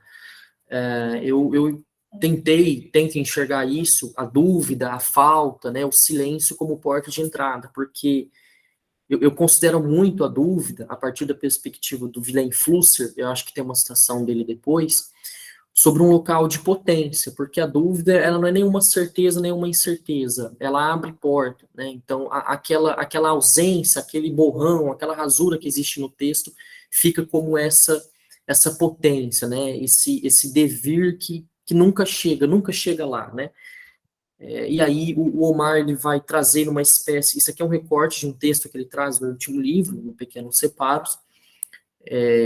Às vezes eu tomo como poema, às vezes eu tomo como um relato de si mesmo, né? É meio complicado, né? Essa questão do gênero atualmente. Mas ele vai escrever diversas tentativas de não, desistências, previsões não muito animadoras. E o retorno após o fim. Na última vez tinha desistido de tentar. Na última vez tinha desistido de tentar. Na vez anterior e antes dessa também. E lá estava. E com uma semelhança que está em outro lugar. Sem marca, sem querer estabelecer uma marca exata. Ingênuo. Pensa que é barro que decide quais pecados firmar.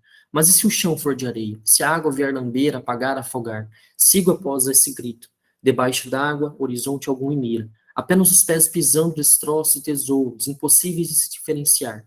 Ao mesmo tempo, teimar e deslocar-se no horizonte impossível. Ao mesmo tempo, morrer e morrer, ou nascer, naufragar e nadar, e me encontro exatamente aí. Eu ou.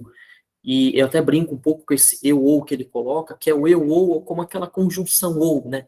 Ou alguma coisa. O que há depois, né? Eu ou uma potência, uma dúvida, né? E aí resta um silêncio na poesia dele, que também é um desdobramento da minha pesquisa, como é que ele trabalha essa questão da rasura, da falta. Né? E aí eu trago uma citação do Flusser, no qual ele fala: a dúvida pode ser, portanto, concebida como uma procura de certeza que começa por destruir a certeza autêntica para produzir a certeza inautêntica. Né?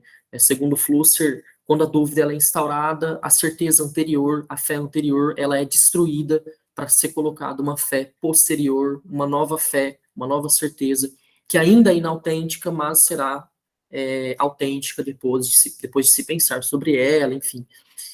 E aí eu penso bastante nisso, na obra do Salomão, em como que a dúvida, né, ela pode ser colocada na materialidade poética e também na técnica que ele se vale. Ele escreve um poema para o Marcelo Yuca, que também foi poeta, compositor, infelizmente veio morrer acho que em 2018, se eu não me engano, tá? Mas eu vou ler pela questão do tempo, né? Das rachaduras da cidade, traço retas, linhas, feições, das rajadas de metralhadora, extrai poesia por versões. Um guardanapo sujo, um risco e um garrancho dão um tom de esperança. Amanhã será melhor. Fotos se desprendem da memória, pneu velho, queima devagar. Quantos amigos já morreram? O que há para comemorar? Partes de uma cidade, falling na parte. Coloco minha parte. Rasgo o poema em dois, por entre os prédios admiro a paisagem. Preso na parede, do pouco que me resta, o guardanapo sujo, é o que me faz sorrir ao acordar. E aí, isso eu conecto com a questão do Omar Salomão como um romântico, eu trago a perspectiva do Robert, do Lowe e do Saire, né? Em que eles vão definir o romantismo como eles não colocam o romantismo como finalizado desde o século XVIII, eles trazem o romantismo como uma contracorrente a esse capitalismo, essa modernidade. E aí eu conecto essa técnica, né, essa estética do Omar com uma ética de combate a esses modelos mais centrais, né, europeus, né, que a gente tanto ficou preso por muito tempo, mas agora a gente com essa literatura da América Latina, a gente vem propondo novas formas, enfim, e o romantismo eu acho muito importante nessa questão tanto da revolta quanto da melancolia, eles também trabalham com uma questão da contradição, né, o que existe bastante, acho que na poesia e na literatura atual brasileira. Eu não vou falar muito sobre, porque meus 15 minutos já estão dando, mas é algo que eu gosto de trabalhar também, essa perspectiva romântica do Baudelaire, do Benjamin, do Schlegel, aquele trabalho do Schiller, né? Eles trabalham bastante o romantismo. E eu gosto bastante de ler a poesia atual do Omar sob essa perspectiva, né? E, por fim, eu gostaria de deixar 2 citações aqui. Uma é da Heloísa Buarque de Holanda, que foi orientadora do Omar. Ela escreve no finalzinho da deriva, né, no pós-fácil, vai escrever: descubra a contemporaneidade absurda da poesia de Omar Salomão, poesia grafite, poesia mix, urbana, pop, sonhadora. Poesia que parece não caber na página, salta para o improviso nas apresentações de sua banda litero-musical Vulgo Quinho e os Caras. Poesia que continua me desconcertando quando Omar me diz: mas não sei se quero me tornar poeta. E depois, o Silviano Santiago, ele vem escrever na orelha do livro O Pequeno Separo, Os Infrator, o Mar Salomão libera a travessia da ponte de madeira ao materialista, sobrecarregado de versos, figuras, rabiscos, manchas, borrões, rasuras. É proibido proibir, perigo mortal a cada milímetro de papel. O materialista, diz a ponte, vem entrando. Tudo se revolve porque entra o materialista. Essa é a única mudança. Ao mesmo tempo, morrer e morrer, ou nascer, naufragar e nadar. Daí eu retorno àquela citação inicial, né? O peixe que entra e revolve o seu ao redor, transforma tudo em fragmento, abala a materialidade do poema, o espaço tão imaculado do livro, né? A diagramação com sua letra escrita, sua caligrafia, né? E traz essa organicidade da poesia. Bom, pessoal, é isso. Desculpa, eu devo ter passado um pouco do tempo. Eu espero que não. Falei um pouco rápido aqui, mas eu agradeço. Aqui estão as referências. E é isso. Vou deixar só uns agradecimentos aqui ao meu orientador, a Fundect, que é a minha agente de fomento, ao FMS e à Abralic pela oportunidade de estar me apresentando aqui.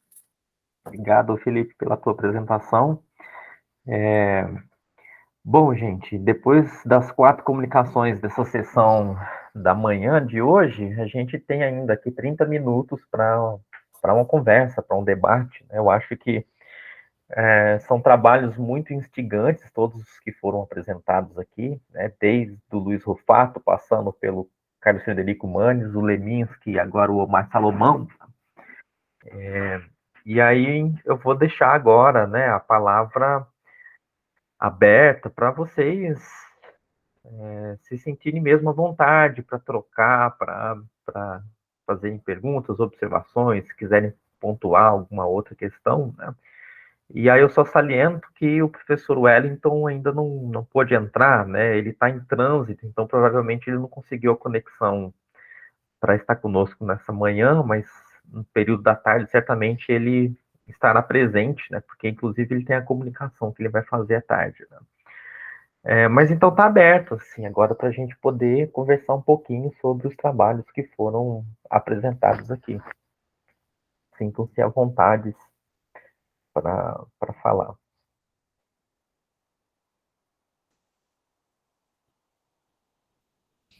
Nossa, um de cada vez. Bom, caso estejamos no aquecimento, né, do debate, eu ia, na verdade, perguntar a todos, né, inclusive a todos que apresentaram, mas também ao Paulo, que está fazendo a mediação do nosso debate de hoje. Na verdade, nós tínhamos combinado que cada um que fosse apresentar iria fazer a mediação, mas o Paulo é muito generoso e ele fez hoje. Obrigada, Paulo. Eu acho, assim, né, que um ponto interessante que poderíamos pensar né, nós temos vários pontos, né, que confluem nas poéticas hoje analisadas. Acho que principalmente essa ideia do apelo visual de todas essas poéticas. O Luiz Rufato, diferentemente dos outros escritores, ele não propõe um poema, não propõe poemas, né? São realmente fragmentos, alguns narrativos, outros de imagens, né? Mas também propõe poesia, enfim, né? É extremamente complexa, mas não é poesia, não é um livro de poesia.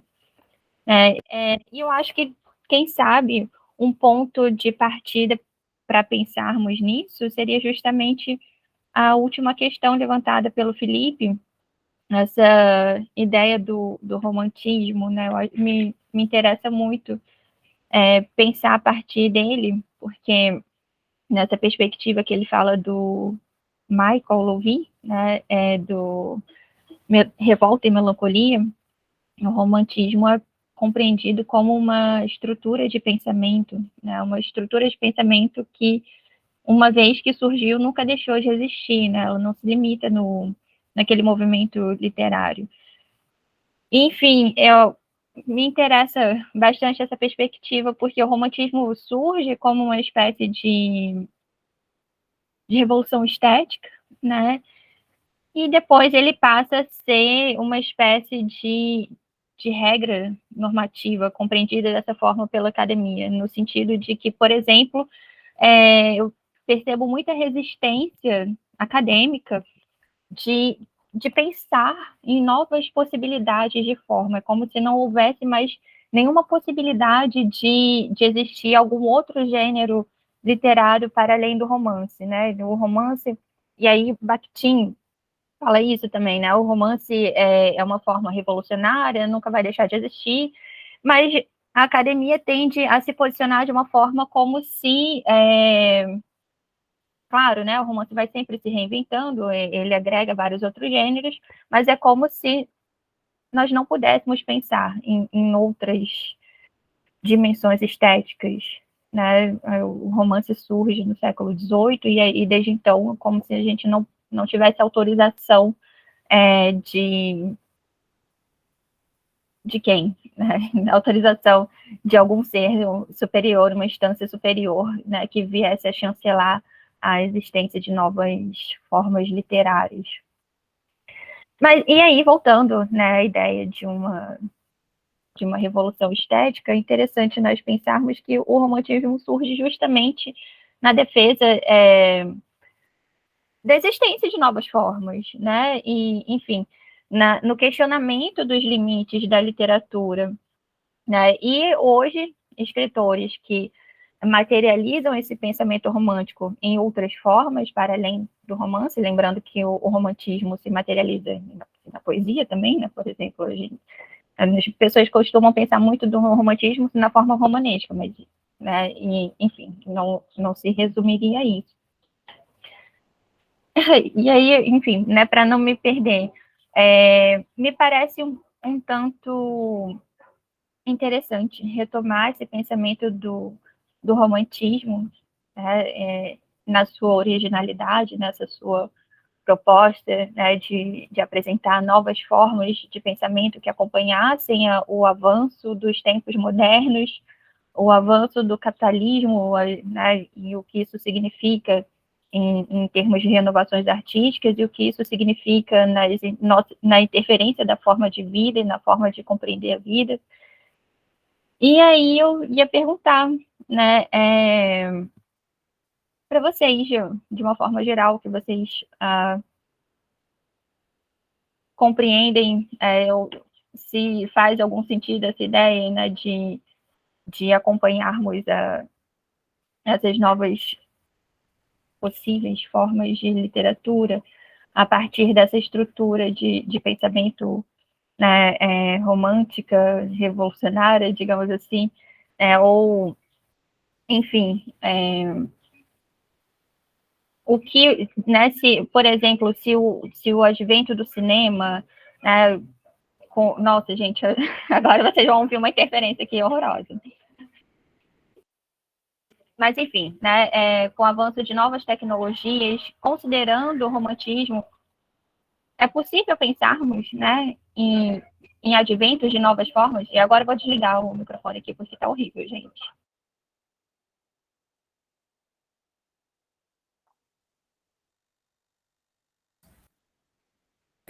Bom, eu acho essa questão das novas formas do trabalho literário, né, estão mais presentes até no trabalho da poesia do que da prosa.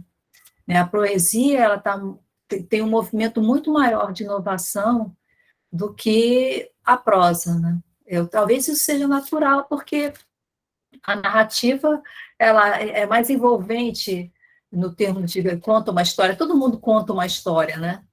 E a poesia não, a poesia já é uma reflexão de todas as formas possíveis, a poesia nunca deixará, ou não sei, né, estou falando isso, de ser uma grande reflexão sobre o ser. Né? Desde a poesia concreta a qualquer outro movimento poética que se faça, ela tem esse caráter mais metafísico, talvez.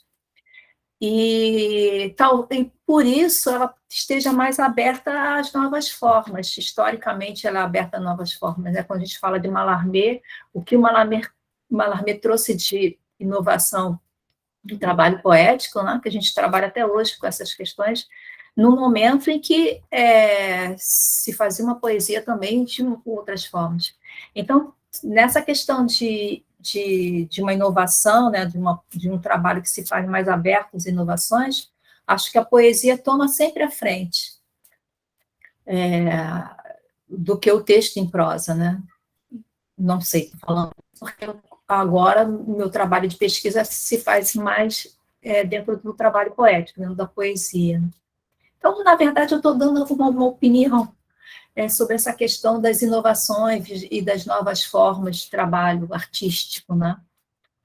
Então, isso é o que eu penso, né? Uma opinião que eu tenho agora, surgiu agora na minha mente, sobre essa questão das novas formas de trabalho artístico.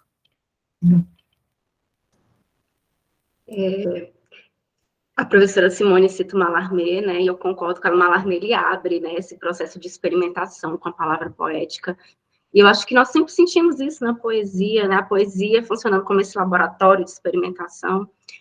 O Hamburger fala sobre isso, né, a verdade da poesia, e eu tenho a sensação que a gente sente esse processo de experimentação e de inovação com a palavra, primeiramente na poesia, depois a gente vê alguma coisa surgindo lá na prosa. E os concretistas, né, aqui no Brasil, o Paulo Leminski, que é o meu objeto de pesquisa, a gente observa, né, essa relação com outras artes. Eu vejo que hoje a academia está começando a se abrir para essas discussões, né, para as discussões das relações interartes ou para intermedialidade, né. Existe também algumas disciplinas na grade curricular do curso de letras que observa também essa relação, literatura com outras artes. Eu também sou uma leitora de prosa, né, gosto muito, eu tenho observado essa questão na prosa de uma escritora recente, Aline Bay, eu não sei se vocês conhecem, publicou O Peso do Pássaro Morto, e recentemente, Pequena Coreografia para o Adeus. E eu tenho achado esse livro bem curioso, eu tenho observado um processo de essa inovação, essa experimentação, porque ela mescla prosa, né, tem a prosa, tem a poesia, e também tem um movimento de dança na obra. Então, assim, tem sido algo que tem me inquietado muito, e que eu tenho até pensado em escrever sobre, em investigar esse processo dela. Então, eu vejo que a prosa, assim, esse processo de experimentação é um pouco mais tímida, mas tem. Mas a poesia, isso já é uma potência, né, uma explosão. A gente pode falar de vários poetas que fazem isso aí desde a modernidade, e acho que até antes da modernidade, aquela relação da poesia, da palavra, né, com a visualidade. Então, também é só uma opinião, também é só uma manifestação aqui de opinião. Tenho observado esse processo de experimentação de forma tímida na prosa, mas a poesia parece que é o campo, né, dessa potência de experimentação da palavra. Bom, já que a gente está dando opinião aqui, eu compartilho também da mesma opinião de vocês. Eu tenho a impressão de que se a prosa, ela tentar inventar muito, ela deixa de ser prosa, não sei. É como eles eram muito cavalos. Eu tô lendo aqui e eu fico pensando, se aquilo antes fosse um texto linear, e de repente o Fato falou, bom, deixa eu dar uma experimentação aqui. E aí, se ele levar isso muito para frente, eu acho que ela, pelo menos essa questão da fragmentação, eu acho que ela quebra e talvez perde o caráter de prosa, ou perde a aparência de prosa, né? O que não acontece na poesia, por exemplo. Né? Eu acredito que a poesia, o autor ele realmente ele tem mais liberdade, até pela questão espacial, tamanho, às vezes, enfim, posição dos versos. Mas, voltando à questão do romantismo, esses dias o meu orientador ele falou assim, Felipe, você já tentou enxergar, por exemplo, a questão do romantismo como uma proposta a questão ética dentro daquela estética, né? Ver como que... não só porque os autores eles fazem o que eles fazem hoje em dia, né? Essa questão do se aproximando dessa crítica moderna, né? A essa modernidade que ainda não acabou, seja lá o que a gente esteja passando, e tentar enxergar a poesia do Salomão como uma estética ética, como algo político também, né? É algo que eu não queria muito, porque eu prefiro me manter no ambiente estético, mas eu acho difícil a gente fugir dessa questão ética, política, dentro da literatura, né? Principalmente na forma, né? Como que o fragmento ele pode ser um movimento político, um movimento ético, como que o concretismo pode? Eu acho que é exatamente no rompimento, né, na ruptura com não só com os modelos anteriores, mas eu acho tentar dar um ar de... Eu acho que esse inacabamento do texto, né, essa fragmentação dentro da poesia e dentro da prosa, né, de forma mais singular, né, como vocês disseram, eu acho que se encaixa bem com o que a gente precisa hoje na literatura, né, de tentar abarcar as próprias questões humanas, né, já que a poesia, ela fala do ser, né, como a Simone diz. Eu acho que o romantismo, quando ele aparece propondo essas novas formas, hoje em dia é diferente, antigamente, né, cada vez mais vai se tornando estranho, a poesia vai se tornando estranha mesmo, né, subversiva, mas eu acho interessante quando a gente pensa esse caráter ético, político, na própria forma da poesia, né? O que significa você fazer um glifo do Carlos Drummond de Andrade, né? Ou trazer para a sua poesia, o seu texto, as suas próprias rasuras do seu texto, né? Do seu original, do seu manuscrito, sem se preocupar com essa questão da diagramação correta, editoriamento, né? As editoras mais hegemônicas, enfim. E aí eu fico pensando, por que o romantismo ele sobrevive ainda hoje, né? Não só pela questão do capitalismo, como o Louvier ele fala, né? Mas enfim, só um comentário mesmo sobre o que a Carolina havia dito. Legal, gente. O debate tá bom, assim. Vou pegar o gancho, assim, de uma coisa que o Felipe acabou de falar, né? Quando o Felipe diz, né? Bom, mas será que se a prosa experimentar tanto, ela não deixa de ser prosa? Bom, mas aí qual que é o problema dela deixar de ser prosa? Quais são os limites, né? O que define o que é prosa na realidade, né? E por que ela tem que continuar sendo a mesma coisa, assim? Eu acho delicado e bastante complicado a gente pensar assim, bom, a poesia estabelece determinados elementos, a prosa outro, porque eu acho que a partir do Rufato que a Carol apresentou, e a Carol falou da Stiger, né, falou de outros autores, a gente poderia enumerar assim, vários prosadores que estão promovendo isso. Eu acho que é tanto quanto a poesia, não sei, assim, a gente está no campo da opinião, como a Simone colocou, né, mas a impressão que eu tenho é de que a prosa estabelece essas rupturas de outras maneiras, com outras linguagens, mas acho que funciona da mesma maneira como a poesia, né? Recentemente, o Ricardo Lísias, por exemplo, publica um conto em que não tem texto, né? São só imagens, são recortes, assim, ele pega um panfleto de jornal, um cartão de dentista, e aí ele vai colocando, enfim, o conto é um arremedo de materiais, assim, né? Não tem. Aí cai nessa questão, né, Felipe? Bom, o que é a prosa ali? Onde é que está o elemento prosaico? Tá?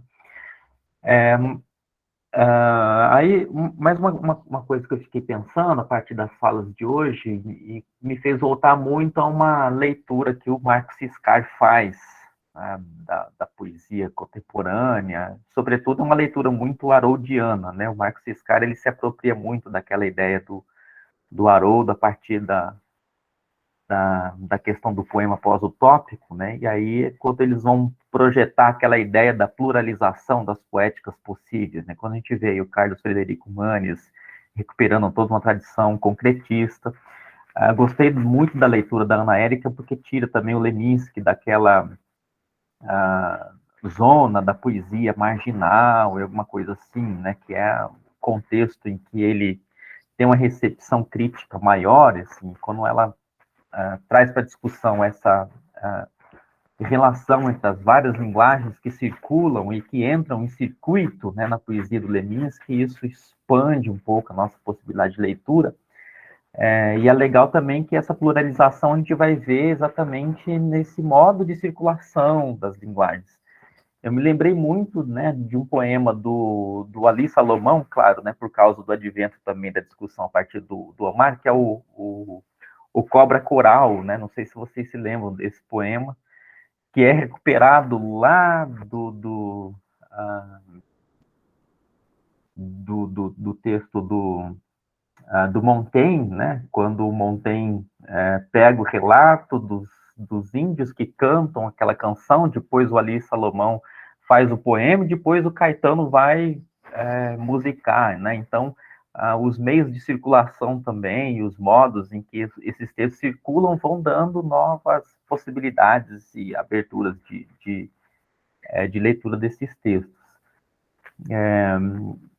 Então, eu fiquei pensando muito nisso, assim, com relação ao que vocês pontuaram, né, de como que a força da poesia contemporânea está ligada, de alguma maneira, a essa abertura para essas pluralizações das poéticas possíveis, né. Da mesma forma, eu acho que a prosa, né, Carol? A Carol acho que tem mais competência para falar disso, né, do que eu, porque ela estuda o Rufato já há um bom tempo, mas quando a Carol está falando ali das instalações, eu acho que é um pouco isso, né? Tirar a literatura desse campo mais, digamos, ontem eu falei isso, né? Assim, da gente não pensar o livro como uma unidade mínima da literatura, mas de que esses textos podem circular em outros espaços e que, não sei, não necessariamente eles tenham que ser vistos como literatura, mas eles podem ser vistos como outras coisas e que botam as ideias em circulação e discussão, né? Sem deixar o caráter estético, artístico, político, ético que esses textos vão trazer à tona. E aí, Carol, é legal, não sei se vocês viram, que o André Valias ele está na programação da Abralic, né? Na mesa de terça-feira que teve, ele participou e ele fez lá a apresentação dos poemas visuais dele e tudo mais. Inclusive, ele recuperou um pouco esse histórico, né? Passou pelo oratório, né? Acho que vale a pena, porque ficou gravada a mesa lá. Foi uma mesa super legal, né? Teve o André Valias, o Marcelo de Salete também, né? Que escreve os quadrinhos, e a professora Márcia Arbex também estava na mesa, né? Falando sobre isso. E aí, eu lembrei também, a partir do texto e da fala da Carol, né? O professor Luiz Alberto Brandão, que é o professor da UFMG, ele é mais conhecido pelos aqueles trabalhos dele sobre o espaço literário, né? Mas recentemente ele está trabalhando com uma ideia de obra artística, de obra de artista, ou os conceitos de obra literária, enfim, aí ele vai chegar numa dessas denominações da obra a partir da ideia da curadoria, né? Eu me lembrei muito dessa coisa da instalação, Carol, então não sei se teria, né, se você vê essa relação, assim, de pensar o autor como um curador também, né? E os modos como eles vão rearranjando esses textos e materiais que eles vão coletando, assim, né? É mais para te ouvir, Carol, e aí, claro, eu abri para os demais colegas, assim, para vocês quiserem pincelar um pouco sobre essas pluralizações das poéticas possíveis, de pensar o gesto curatorial também desses poetas em alguma medida, né? Enfim, que é possível a gente estabelecer essa articulação. Porque a gente tem pouco tempo para o debate, então eu vou passar a palavra agora para vocês. Obrigada, Paulo. Nossa, eu não vi. Na terça-feira eu leciono, então eu não vi a programação da terça-feira. Vou assistir o André Valias. Então, a proposição é justamente essa, né? De pensar no autor como curador. Na verdade, essa é uma pista, né? Digamos assim, do próprio Luiz Fato. Mas, assim, a dificuldade que nós temos, e aí eu vou até incluir o próprio Luiz Fato, né? Porque no ano passado a obra dele completou 20 anos de publicação. Teve um evento muito grande. A Companhia das Letras e universidades estrangeiras, né, celebraram esses 20 anos de publicação. Mas quando o Rufato diz que ele compreende o texto dele como uma instalação literária, a primeira reação da maior parte dos críticos é dizer que, na verdade, não. Na verdade, é um romance, é vendido como romance. E, enfim, né, eu compreendo isso como uma espécie de pedra no meio do caminho, né, porque o escritor, que também é pesquisador, ele sinaliza uma possibilidade de compreensão, uma chave de compreensão do próprio texto, mas ele encontra, né, essa resistência, digamos assim, à compreensão de novas formas, acaba que é muito comum nós vermos uma entrevista, o Rufato dizendo que eles eram uns cavalos, é uma instalação, e na outra, depois dele levar vários, digamos assim, levar paulada, né, da academia, daí na outra entrevista do dia seguinte ele, não, é um romance mesmo, né, é muito comum isso. Mas acontece que ele atua justamente dessa forma, que é uma forma, na verdade, iniciada lá pelo Mallarmé, né? Ele traz alguns elementos, possibilita esse jogo visual, não só visual, né? Orientações sonoras também de composição, dialogando com várias linguagens, publicidade, que mais? As artes plásticas, a poesia, a narrativa, né? E oferece ao leitor esse universo de leitura, essa possibilidade de leitura. Enfim, desculpa, gente, acho que eu tive uma interferência aqui. Mas, enfim, ele oferece ao leitor essa possibilidade de leitura, o leitor vai ler, né, vai escolher o seu percurso de caminho, e assim como o André Valias faz também, e chega ao ponto de levar ao museu, e é isso, né, me incomoda um pouco, né, essa dificuldade que nós temos em pensarmos em novas formas, e principalmente quando se trata do universo da prosa, que é no caso da Verônica Stiger também, ela faz essa mini prosa, né, nos Anões, depois leva esse projeto ao museu, depois retoma esse projeto em prosa, né, é isso, né, acho que, inclusive, quando eu escrevi esse trabalho justamente na tentativa de fazer um esforço, né, de dar voz dentro da academia aquilo que os próprios criadores compreendem das suas próprias obras. Mas, enfim, acho que... E ontem, isso daí eu queria comentar, né, alguns pesquisadores muito interessantes, né, mas eles têm um posicionamento que eu compreendo também de uma forma um pouco complicada, né, é inespecífico, não precisa dar nome, para que dar nome? Dar nome não é importante. E eu não, assim, respeito, mas não compreendo dessa forma, né? Porque o poeta, o trabalho do poeta é justamente nomear o mundo, nomear o universo, nomear as coisas. Enfim, eu acho que pensar de uma maneira mais legitimar, né, essas novas formas literárias são fundamentais para melhor compreendê-las, né, e, enfim, fazer avançar os estudos literários que parecem estar atualizados até o século XIX, né, com sucesso. Mas, enfim, gente, desculpa. Vou abrir a palavra, passar a palavra para as outras pessoas.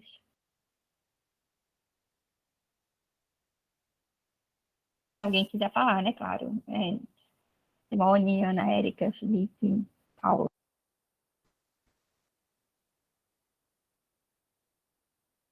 Eu só fiz uma sugestão de leitura para o Felipe ali no chat, né, que ele está trabalhando com essa ideia do fragmento, e o professor Jaime Ginsburg, ele tem um texto que discute exatamente o conceito de fragmento a partir da perspectiva do Walter Benjamin, né? Então, eu coloquei ali fragmentação e conhecimento, acho que pode te interessar, imagino como você já trabalha com Benjamin, né, que você já até teria passado por esse texto, né? Se não, acho que vale a pena a leitura, assim, é bastante esclarecedor esse texto do Jaime. E também, assim, uma ideia que me surgiu, Felipe, é de que o fragmento é uma categoria, né, por falta de uma palavra melhor, mas que trabalha muito com o efeito do movimento, né? Assim, então, ele coloca elementos muito heterogêneos em choque, né? E esse choque vai promover exatamente esse efeito de movimento. E aí, em alguns poemas que você leu ali do Omar Salomão, assim, desde o início, né, daquela primeira imagem do Cazuza Ono que você colocou lá, a ideia do movimento ela está mais ou menos implícita ali, né? Essas coisas são operadas assim. O Didi Huberman, que é o autor com o qual eu trabalho mais, é alguém que é benjaminiano, né? E quando ele pensa a imagem, ele está pensando exatamente nesse efeito de movimento e tal. Mas eu não sei se vai por esse caminho a sua pesquisa, então eu posso estar falando uma coisa que vai mais te atrapalhar do que te ajudar, né? Mas depois, se você quiser, a gente pode conversar mais sobre isso, né? Enfim, gente, nós estamos, infelizmente, sim, no nosso horário e a organização da Bralic tem cobrado da gente um pouco de rigor nessa condução do tempo, até porque a gente tem outras programações na sequência, né? Então, eu queria muitíssimo agradecer, né, a todos vocês que comunicaram hoje pela manhã, agradecer pelo interesse no nosso simpósio, espero que vocês tenham aproveitado, ainda que, né, remotamente, com o nosso tempo escasso. À tarde a gente tem a última sessão do simpósio, então vocês sintam-se convidados.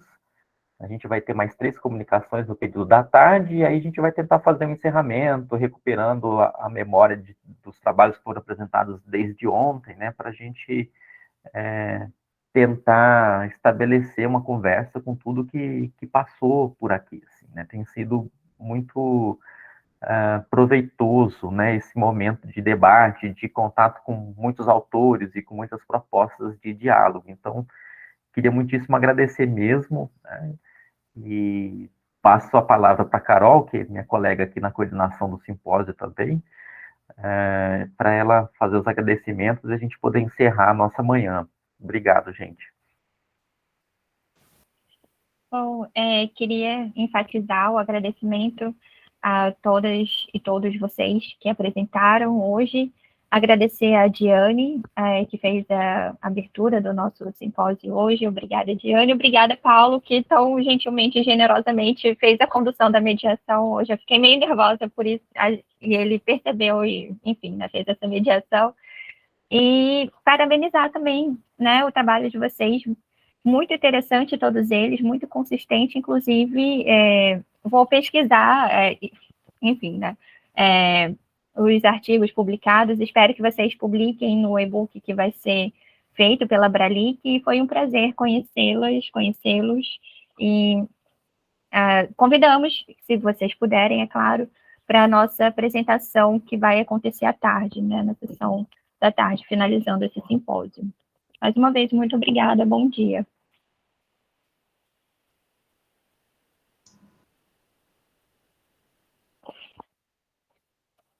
Vou avisar a Diane que encerrou. Tchau, bom dia. Tchau, bom dia. Obrigado, dona Érica, bom dia.